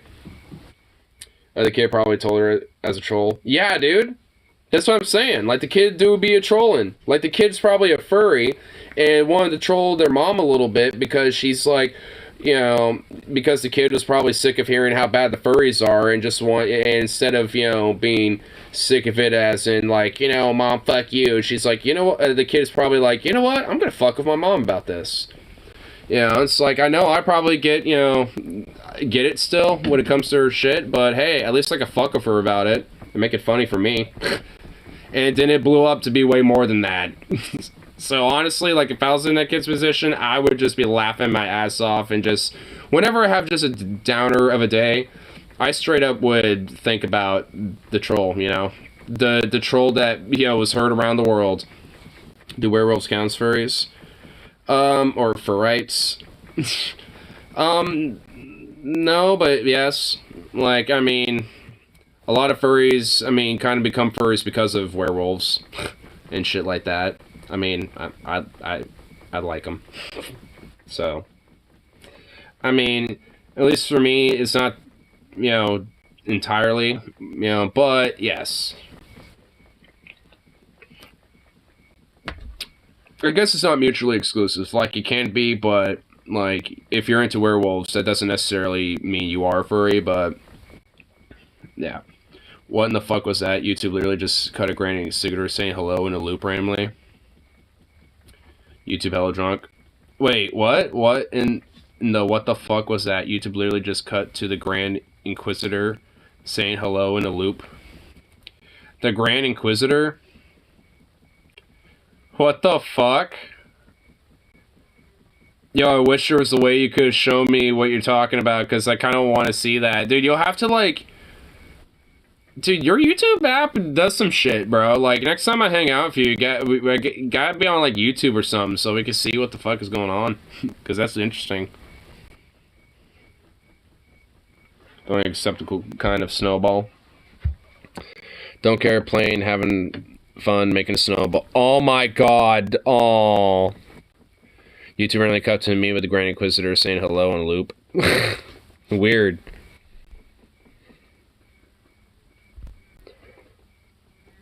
Oh my goodness. I used a third-party version without ads. Well, yeah, so maybe there's something about it where it's all kind of glitched. What in the fuck? Oh my god. The most ferocious animal capable of killing a man in mere seconds. Cat, but big. No matter size, cats are cats. Cat, indeed, being a cat. That cat is a happy cat. Oh, look at that fluffy, happy kitty. Now, if only Marjorie Taylor Greene, covered in bacon was in the center of that snowball. A turd, and they try to throw it into their friends' mouths. And it's disgusting. Like, this is the agenda that's being pushed by the left. Wait, what? Wait. They're like playing this game where they take a turd and they... Gullible conservatives are. You can literally just say something and they'll run with it. Doesn't matter what it is. Oh, kids at schools nowadays, they're like playing this game where they take a turd and they try to throw it into their friends' mouths. And it's disgusting. Like, this is the agenda that's being pushed. It's called, like, basketball poop. Where it's just like you try to play, like a three-point liner. Like, you could just say that, and they literally believe it, because that's how fucking gullible these people are. But not only did she hear that they were putting litter boxes, or they put a litter box in one particular school in said district in a unisex bathroom, but she then extrapolated and said, well, this is happening all across the country, because this is part of their... Why didn't say that? I mean, because that's what Mike Figueredo was talking about. Still said that. Well, it began to blow up. The Midland Public... And conservatives would run with it, be like, this is the liberal agenda. School channel on YouTube usually gets no more than a couple hundred views per video, but this particular board meeting got over 91,000 views after her claim went viral, and it really blew up once the far-right Twitter hate account Libs of TikTok picked it up and amplified it, which then led to Republican politicians sharing it. So Michelle... Well, go figure. Of course, so many of these Republican politicians happen to follow the Libs of TikTok. Maddock, the co-chair of Michigan's Republican State Party, shared the video on Facebook after it was shared by a community member who called that lady's evidence-free claim shocking, presumably signaling that he believed it. And in response to that video, a Republican state house candidate in Texas then took that claim, not only ran with it, but broadened out the conspiracy. Her name is Michelle Evans, and here's what she said in response to that video. Cafeterias are being lowered in certain Round Rock middle and high schools to allow furries to more easily eat without utensils or their hands, i.e. Huh? Like a dog eats from a bowl. Now, where'd that claim come from? Nowhere. She pulled. I mean, like, I don't even think I've heard actual furries ever do that. Like, the only time you ever really see anything like that is in, like, pet play shit. And that's not, again, like a mutually exclusive thing, like from earlier of the werewolf stuff. It's like, you could be a furry and into that, but you could also be into pet play and not be a furry. So it's just like, oh my god. And that's like specifically a different thing. It's not like, it's not like a furry thing. It's like, oh my god. Just like the mom that showed up to that school board meeting did in December 21st of 2021. But that's not all, because Republican lawmaker in Bad the state choices. of Nebraska, he did that same conspiracy on television. Take a look at what he had to say. And I'm a little shocked, I guess is what I would put it. It's called something called furries. The Onion needs to close up shop already. They have been beat. Where school children dress up as animals, cats or dogs, during the school day. Furries aren't just a children thing, you fucking weirdo. They meow and they bark. And they interact with their school, with the teachers and that in this fashion. No. And now schools are wanting to put litter boxes in the schools for these children to use. How is this sanitary? I'm going to have a discussion with CEO Smith about this. I like the way he says this is bark. something I think, Bark. how can schools allow this to happen? I think it's very disruptive within the school system. I think it's very disruptive within the classes. I even heard from one person here recently said that a student identified as a cat and wanted a litter box. And the school didn't provide the litter box, so the student went ahead and defecated on the floor. Really? Really? Really? Really? Really? It's just like, no. Like, what? I mean, just no. Like, what? I love how they're just this fucking stupid. Administrators, what is going on? What is going on? Department of Education, what is going on? What is going on? State Board of Education, what is going on? What is going on? If some kids can't wear... What's in my mind? What's in my mind? Oh, what's in my mind? It's just like, God, dude. It's like, what's going on with your brain, bro, where you're that broken to believe such cognitive bullshit, you fucking huckaboo bullshit, nonsensing, oxpecking fuck. Through the school on their shirt? And you keep them out of school? And you kick them out of school, but it's okay if they wear a cat costume? And that's fine, and you have a litter box for them, and that's fine? So notice how it's like a bad game of telephone, where it starts with this conspiracy about them putting litter boxes in unisex bathrooms, and then it somehow lands on, oh, well, when they don't put the litter boxes in these bathrooms, students then shit on the floor. And... Oh, like you give a flying fuck about conditions in schools, but can we get some textbooks? No. Computers? No. Food that won't give kids a medical condition? No. What? Furries? All hands on deck, I know, dude. Furries exist. Oh, shit. All hands on deck. We found a child that wore a dog collar because they were furry. Oh, fuck. Oh, shit. A kid decided to wear their little kid fursuit, you know, at school today. Like, oh, shit. All hands on deck.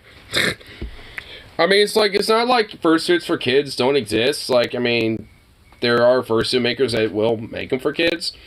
But, like, oh my god, it's just like, yo, I mean, if, frankly, like, if I was a school administrator and I saw a few kids literally, like, in fursuits being furries at school, I mean, as long as it wasn't, like, you know, like, they, you know, as the students weren't being disruptive about it, like, if they just happened to be wearing it, you know, and that doesn't mean, like, other kids are being disruptive about it, like, if they are, like, which, frankly, probably wouldn't be the case. They probably would just, like, wear it around while, you know, they're in class. They'll probably take the head off so they can at least see what they're doing, write their notes and shit like that. Like, I mean, like, they're gonna be like any other kid when class starts. It's like, good lord. They're completely fabricating it. Now that lawmaker, after looking like an imbecile... He also, yeah, you know, it was kind of like the casual manner that I think is really made it funny. I love it. He could be like, so I was getting fisted by a male hooker last month, and it really made me do some thinking. What is going on? What is my sexuality? What is going on? His dick, you know, plowing my ass. What is going on? It's just like, oh my god, dude! Like, what the hell? Like, I mean, the dude just, like, I don't get, like, some of these, you know, conservatives that, you know, are very monotone and robotic as fuck, which makes them seem more faker, you know, especially when they're trying to do faux outrage like this, because you would think he would try to be like, I just heard that they have litter boxes in classrooms, you know, and, you know, after, you know, some kid, you know, disturbingly being denied defecated in that same class? What is going, like, I mean, it feels like that, I'd be like, oh shit, you know, but he's like, so monotone about it that it's just fucking silly. Which which honestly makes me question, like, how much he himself believes it, but I guess he does, because, you know, he even says here, it's like, he apologizes after being debunked, like a fucking moron. Because I've never, like, this just is not a fucking thing. This is not a thing. It's not. Like, I mean, I could hypothetically maybe see litter boxes in unisex bathrooms potentially, or in bathrooms, if someone brought, like, their pet cat or some shit, you know, as, like, a way to try to accommodate for that or something. But beyond that, like, oh my god, like, even then, that would be more of, like, a temporary thing. It's just, oh my god, fucking hell. Oh my god, just, what the fuck? This, just, if there is any phrenology, it's with the conservative brain. But the school district had to come out and dispel that myth, and since this blew up around the country, other school districts had to do the same thing. The Carroll County School District in Iowa had to dispel this rumor after it spread there. The Waunakee Community School District had to debunk the claim as well. Now, of course, the Midland superintendent, where this claim originally spread, had to come out and debunk this claim, saying, no, we're not putting litter boxes in the bathrooms, you fucking morons. Not his words, but mine. And that... It's like they suppress their emotions so much to become stuck in situations like those. Yeah. Which honestly just shows that, you know, suppressing your feelings and bottling all up, you know, it does more trauma and more abuse to your own self, more so than it actually helps. Journal explains, Midland Superintendent Michael Sharrow rejected the claim outright in an email sent January 20th to parents, staff, and community members. Let me be clear, there is no truth whatsoever to this false statement/accusation. There have never been litter boxes with MPS schools, he wrote. It is such a source of disappointment that I felt the necessity to communicate this message to you, right? Across the country, from New York to Iowa and Texas, the same rumors swept through districts this... Oh, look at that cute kitty. Spring. The New York Times, USA Today... Oh, you know what? Let's just get a nice, good, fat view of this kitty. Oh, look at that kitty. Look at that cute little kitty. That cute, cute little kitty. Kind of reminds me of Bandit, but he doesn't have the little white, little mustache that Bandit had. And Snopes, among other publications, wrote articles confirming the claims were unfounded. Yet, it seems the rumor has reached Oregon, with recent gossip asserting Salem-Keizer Public Schools officials approved a student's... My state's not even safe. Oregon isn't even safe from this. Oh my god. Oh my fucking god. Oh my god. I swear to god, if I, like, you know, hear, like, random high schoolers that come into my workplace, you know, while they're, like, looking for some food, and then, like, they talk about some random shit. It's like, yeah, so I heard there's, like, rumors at the other high school that they, you know, put litter boxes in the back. I swear to fucking god, if I start hearing that, I'm gonna Joker, like, myself. I'm just gonna Joker myself. Identify as a cat, and allowed litter boxes in the restrooms of Sprague High School. District officials confirmed to the Statesman Journal that the claims are categorically false. And just to be clear, this is the third different time that this conspiracy theory has popped up. So now, as of yeah, that guy looks like he should be on sex offender list. A rumor that's spreading around Oregon. Who knows? Maybe he is. And it presumably got its second life back in spring, as the article states, presumably because of the... That's another thing. Whenever I see one of these people fearing, quote, for the children, nah, dude, if I see you around kids, it'll be the last thing you do. Yeah, the last thing, a motherfucker like that is going to be doing is thinking of the children, because frankly, yeah, like a lot of these type of people that, quote, think of the children, yeah, they probably literally should not be thinking of the children, because they really got some more sinister ulterior motives about it. Facebook, where this right-wing mom is likely parroting the same dumb shit that she heard from the lady at the original school board meeting at the Midland School Board District back in December of 2021. So it's like conspiracy theory whack-a-mole, where you have this original claim, it gets debunked. Yeah, exactly. He's going to be thinking of him just not the way we want. And then somebody sees that, presumably for the first time, they spread it, it goes viral again. Perhaps people who learned that it was false see that and think, oh, well, I thought this was fake. I guess it really is real because somebody is saying that they heard it too. So it's a game of telephone where people parrot dumb, fake bullshit. And then it leads to school officials having to come out and take time out of their day to say, no, we don't have litter boxes in the bathrooms. You can check. Look at the bathrooms. They're shitting in toilets like normal human beings. But again, let's go back to why this is so prevalent. It's because this is one way that they can be hysterical and fearmonger over trans rights. Because, as I said, if, they can believe, or these parents end up believing... because honestly, if they can use such an extreme thing like this, they can use the surface level of the anti-trans policies that they want to put in schools as random crazy extreme shit like this that pretty much will literally never happen, and in the middle and put in the details and in between the lines that people probably won't necessarily be reading right off the bat unless they're curious about why such random policy would be there in the first place. Then it would basically be filled. It's like the whole "don't say gay" bill, basically, where it's just like there'll be from essentially policy and details in there that is essentially fundamentally about trying to keep trans kids and queer kids in the closet, and basically just fundamentally administrative career bashing. That's essentially just what it fucking is. Identifying as cats and shitting in litter boxes, then that points the finger at trans students. Oh, well, it's because of them. Since your daughter is now claiming that she's a boy, well, my kid might think that they're a cat, and I don't want my kid to, come out as a cat. That's definitely a thing that's happening. I mean, well, not in schools, but there are people called otherkin that do exist that unironically do identify as an animal.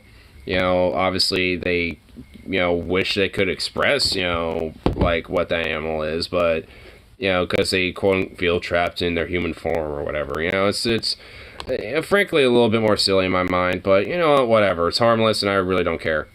Why not? Why can't be a cat? Fuck you, Dad. Yeah, I know, seriously. That's kind of, that's kind of how I feel about it with them. It's like, hey, why not? Like, if, someone says, you can't be a cat, then fuck your dad. So, it's just like, yeah, sure, go ahead. Like, it ain't harmony, buddy. Whatever. I mean, usually for the most part, like, a lot of them tend to be, like, teenagers in a lot of cases, and a lot of them usually just kind of grow out of that and just kind of evolve into just being furries, basically. I mean, I'm not gonna lie, there was, like, a little nothing really significant, and I don't even think it was really serious, but there was, like, kind of a little baby phase when I first was, kind of being a furry that was kind of like that a little bit, but... Again, I was like a fucking freshman too, again, teenage years and shit, when, like you're pretty much like the most hyperactive brain, hella creative, doing shit, blah, blah, blah,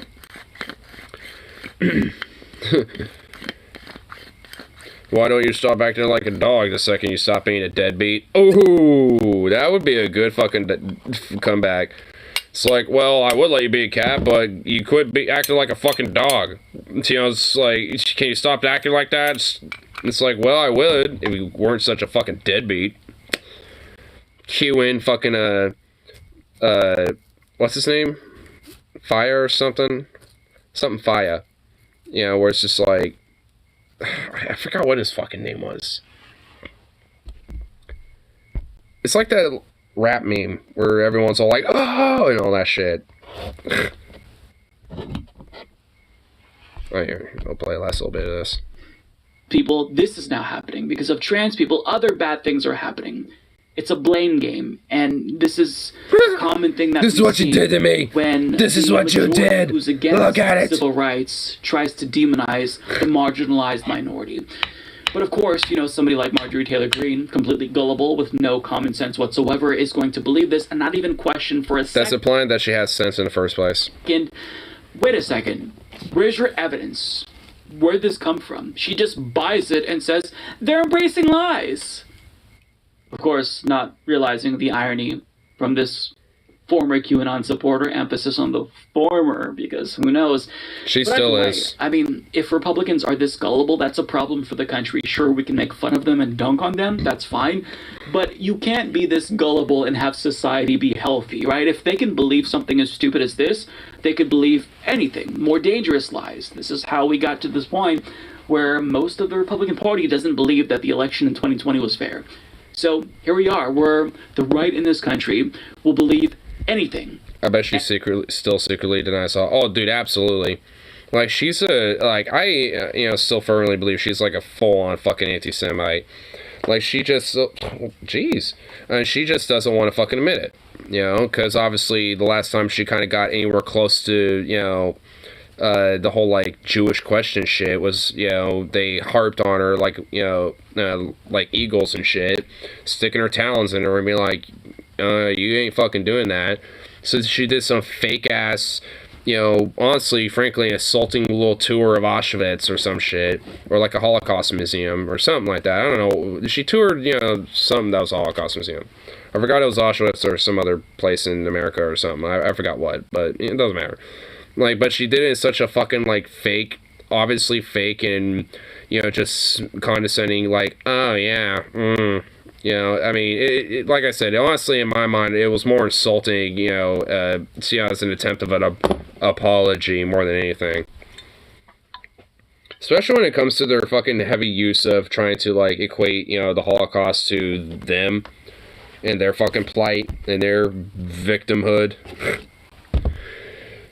Which that in itself is just heavily anti-Semitic and insulting as fuck. It's like, wait, what? It's like your plight is the exact same as the Holocaust. Like, literally, go fuck yourself. Like, no one's plight, you know, in America at least, you know, concurrently is anywhere close to that.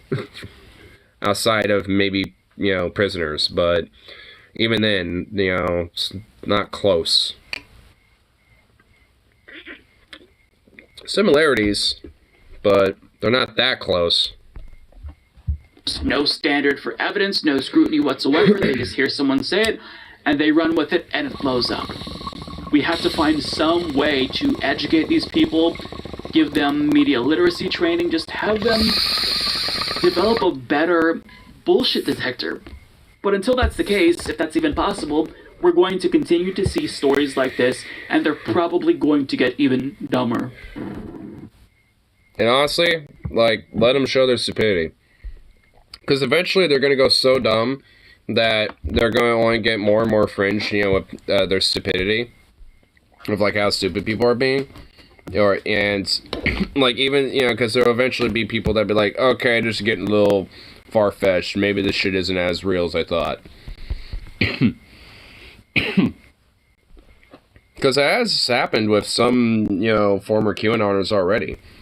Like, in various different parts of, you know, while Q's been around, I guess. Like, some of it kind of like in middle 2020, some of it during, like, 2021, or, like, after the election. Some of it, like, kind of well after that. I mean, it kind of, you know, varies in when it happens, but nonetheless. Like, usually it's because just, you know, a lot of ways, you know, QAnon and a lot of these far-right conspiracies go one step too far, you know, for some people, and it's like, well, and then it clicks in their head, like, wait a minute. Which, it's unfortunate it takes so fucking long, I guess, you know, but, I mean, it kind of shows that there are people that, you know, given time, they can eventually, like, you know, rub the neurons together and, like, plant a seed and realize, oh, wait a minute. Seems to only work when it comes to their preconceived notions. Yeah. I mean, that's kind of the problem, though. But that can also be used as an advantage to hopefully, kind of break the fucking cycle, though.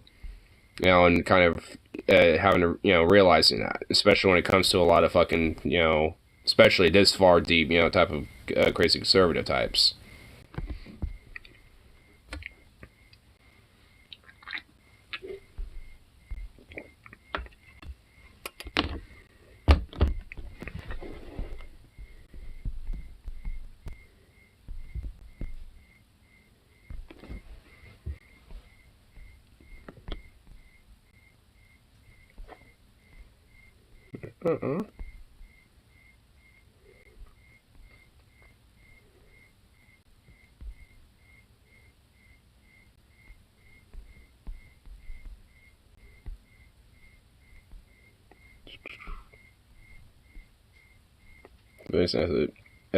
So you have gay parents and neighbor calls and lies about them to get the child taken away. Now, the server probably assumed the child was taken because their parents. Oh yeah,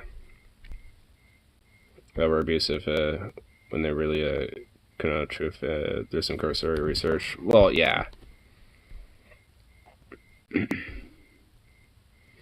I mean, it's definitely hard and kind of tricky.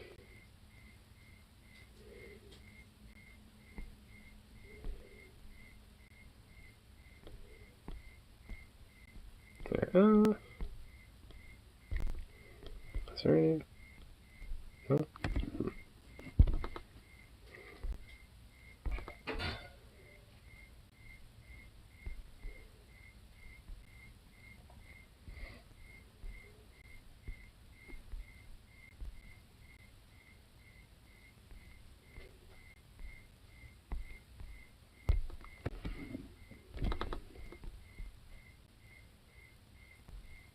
See, there's lyrics to this song, and I cannot find fucking any.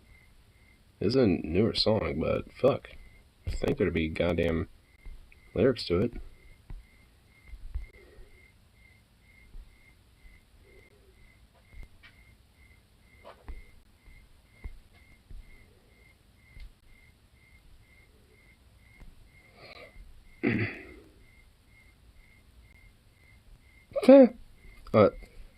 Song got Blunderbubber, which is inspired by Rush Limbaugh, and it was released after he died. Sheller released a statement, because some rain article on it. Sheller released a statement saying, "Woohoo! For once, tell him good news. Rush is dead, dead, dead." He went so far out of his way to hurt so many people the whole time, laughing his way to bank. No MAGA monster without him, no capital rights without him, really. No Rush at all with a toxic president named Reagan vetoing the renewal of the Fairness Doctrine in 1987. Yeah.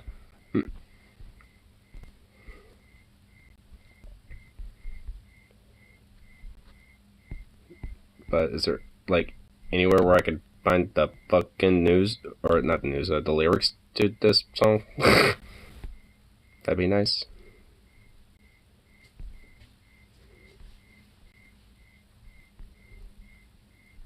There just isn't. Wow. Really? No one's posted it around anywhere. Boo. Sucks.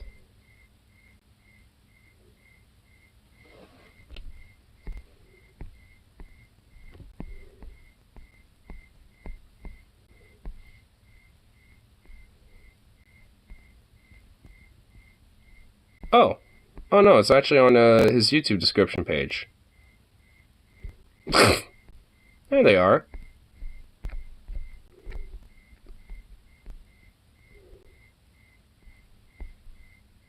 Just when you thought things can't get any lower, here comes the Blunderbubber, Pillsbury Dough Demon. Talk show hate, like opioid, sound epidemic.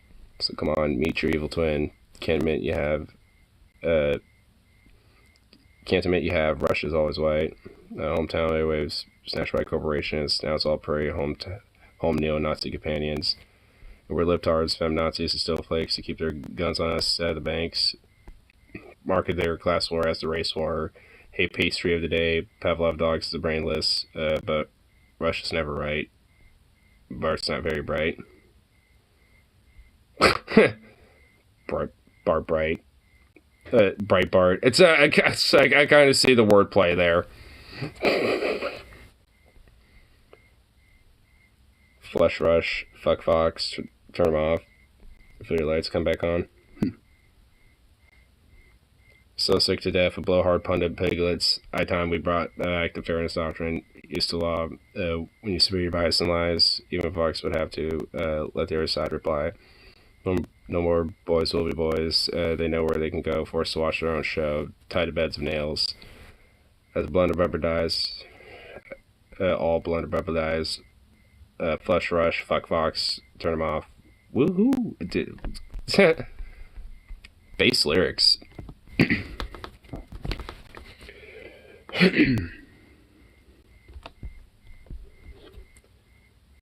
Oh, here's the other part of it.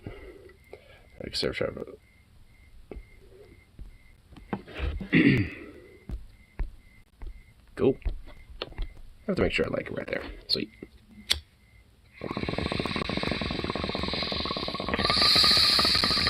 I gotta wonder if JLB Office could have released another album or something. Because if it's not a release track, could make like another album, put this on it.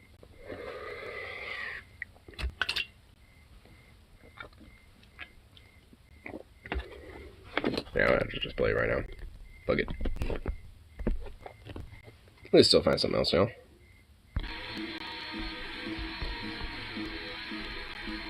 Such a fun punky song. I still need to give a fucking my friend Metal T to like kind of talk about like some ideas and maybe doing some projects and shit. Especially because I know he has a lot of recording equipment and editing equipment.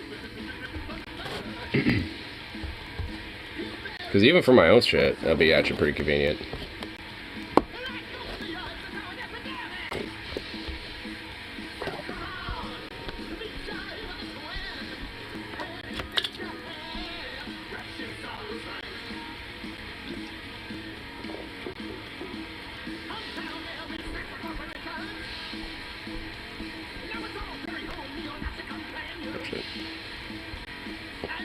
I got it.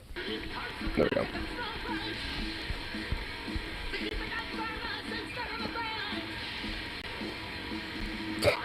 GOP senators say false seniors to work and raise drug prices. Wow, not a surprise.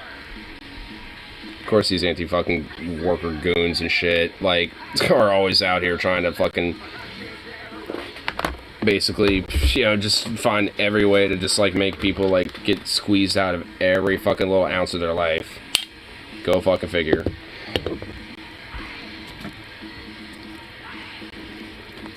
I mean, can we just, like... I mean, it's just like, man, I get more, like, you know, on the idea of, like, gulag, you know, when it comes to these sons of bitches. Like, honestly, it's like, nah, prison ain't enough for y'all sons of bitches. Like, especially at least the Republicans, like, with how much of fascist scumbags they really are. Like, I mean, it's like, nah, you get a special treatment. It's like one thing to just be like a bourgeois capital owner fuck, but, I mean, you guys are? You Republican GOP types? That's something that I think we're gonna have a little fun with. I think I'd like to hear, you know, a couple little piggies go squeal. Squeal not real good, I tell you what. Oh, come on, get out. Fucking old ashed out shit.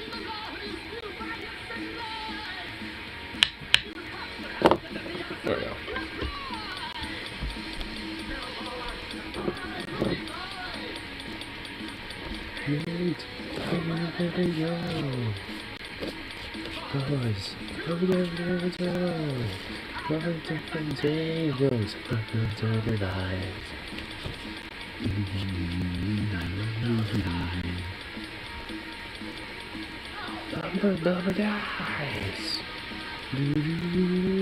Flash flash. Flash.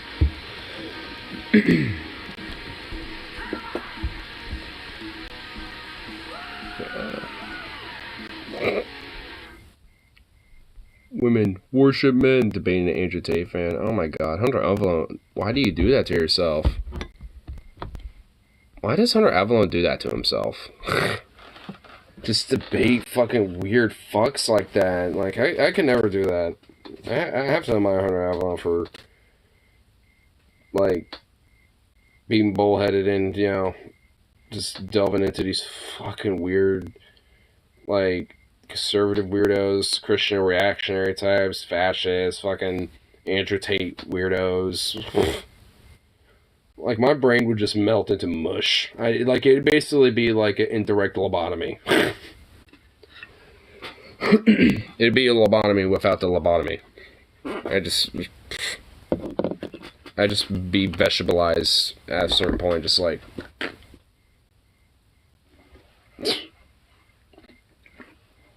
only capable of blinking.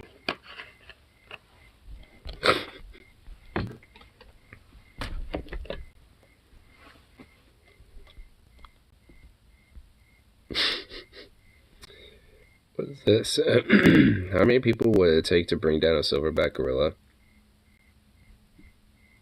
Literally, no amount of man could be unleashed at gorilla, dude. It's gorilla. I mean, I don't even need to watch this to just realize this, okay? Like, Breadstick Ricky, I love you, but no amount of justification or numbers or, you know, fact game bullshit or hypothetical is gonna, you know, it's gonna do you any favors, bro. It's gorilla, and gorilla always wins. We all know this. Unless we feel the wrath of gorilla.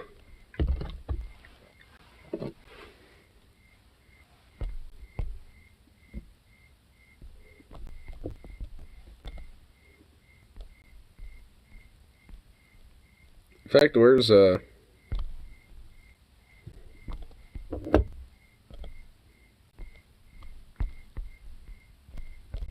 let's try with going, because I know he actually has a song.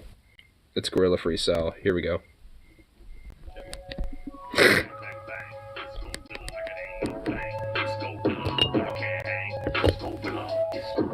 It's just a response for it. It's just like, you can't fuck with gorilla. Y'all can't hang, it's gorilla.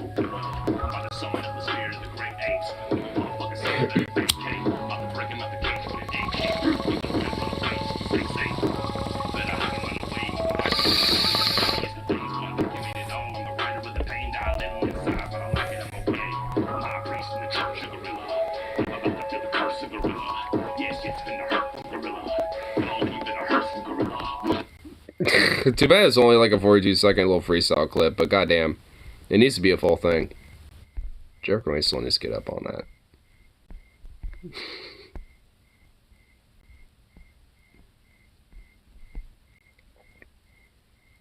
that. Capitalist self-care lobotomy. Yeah, pretty much.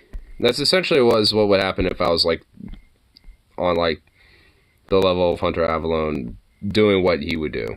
Because for me, there's just be no fucking way. There's just be no way. Especially trying to fucking, you know, get up all up in Gorilla's grill. Definitely would be no way for that to happen. Wait, what the hell? Hassan reacts to a hawk attached to my... like, what is... What? I'm more intrigued by the thumbnail more than anything. What is Hassan wearing here? And where can I get that hat that Hassan has on his head? Please tell me he's wearing that on here. Since last week, the Of course he's not. No. Placed an ad for armed IRS army, smuggled UN soldiers to the southern border, and gave them... I'm curious about this weird hog. Jobs.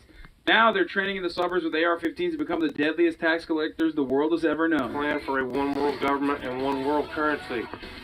Right now, as we speak, there are 87,000 men and women training with AR-15s in a suburban-style setting. All of humanity's... Bro, I mean, my man is just like... Turns out touching grass is not actually the adequate solution to documentable, easily definable mental illness. Like, you're currently undergoing a paranoid schizophrenic attack. My friend, sir, if you think that this is happening, someone in your immediate vicinity should probably get you to go to a medical facility immediately, like for your own good. Honestly, because chances are that you unironically are a schizo conspiracy freakazoid. And obviously, being outside, him touching grass did not help. Single-handedly Being exposed to the real world, didn't it? Goliath Nation. Wait, what? Celine single-handedly destroyed a Goliath Nation. Oh, that's awesome. Yeah, this man is literally touching grass right now. Maybe he touched too much grass, and he's still out of his mind. Is being threatened. It doesn't matter what your political affiliation is. It doesn't matter your race, your gender, your age. None of that matters. We have got to come together. The last thing we need is more division. Oh my God. I'm not exactly keen on getting together with you there, buddy. Amongst our own group. Damn, he got that. Especially amongst our own group. No, he got that clean. I think I'm good, buddy. I don't have... Pretty sure I'm Gucci on that one there. Chin, you, hog touching grass freak hog. Make it seem like I do beard, dude. Oh, he lined that shit up so good. He probably bought one of those, like, things that they sell on Instagram. It's like a plastic casing that you put on the side of your face, and then you, like, literally use that. Oh my God. Cut that perfectly lined up chin. Dude, straight up though, he probably did. See that? Like a beard stencil. Yeah. A beard stencil, dude. Oh my God, he did line that shit fucking like clean as fuck, dude. What the fuck? It's a cut, buddy. Don't buy one of those. Don't do that. Whoa. Okay. Jesus Christ.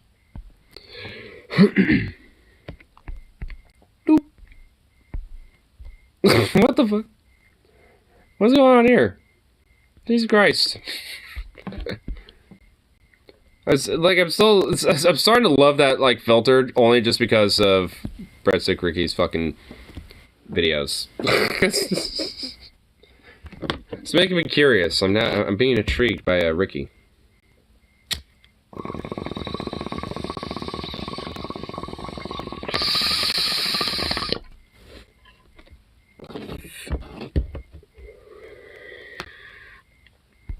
But, unless, yeah. I think I'll, probably get this one more bowl smoked up on that phone shit. Because I'm a little hungry. I want to get some food. Want some food in my belly? It's right, want some food in the belly. Food in my belly.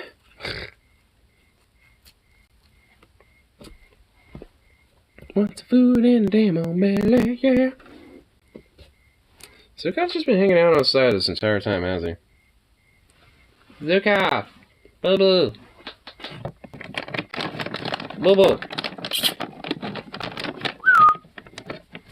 Boo-boo! Yeah, come up here, Bubby. You sweet puppy. Boo-boo. Boo-boo. Boo-boo.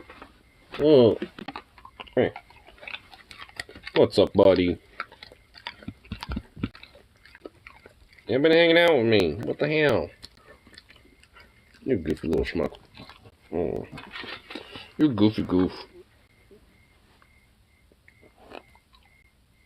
You sweet little baby. Alrighty. Alright. Well, okay. You sweet little thing. Up. There you go. That a boy. Little sweet thing. Just a sweet little baby. Just a sweet little thing he is. Alright. Sweet. Popped off.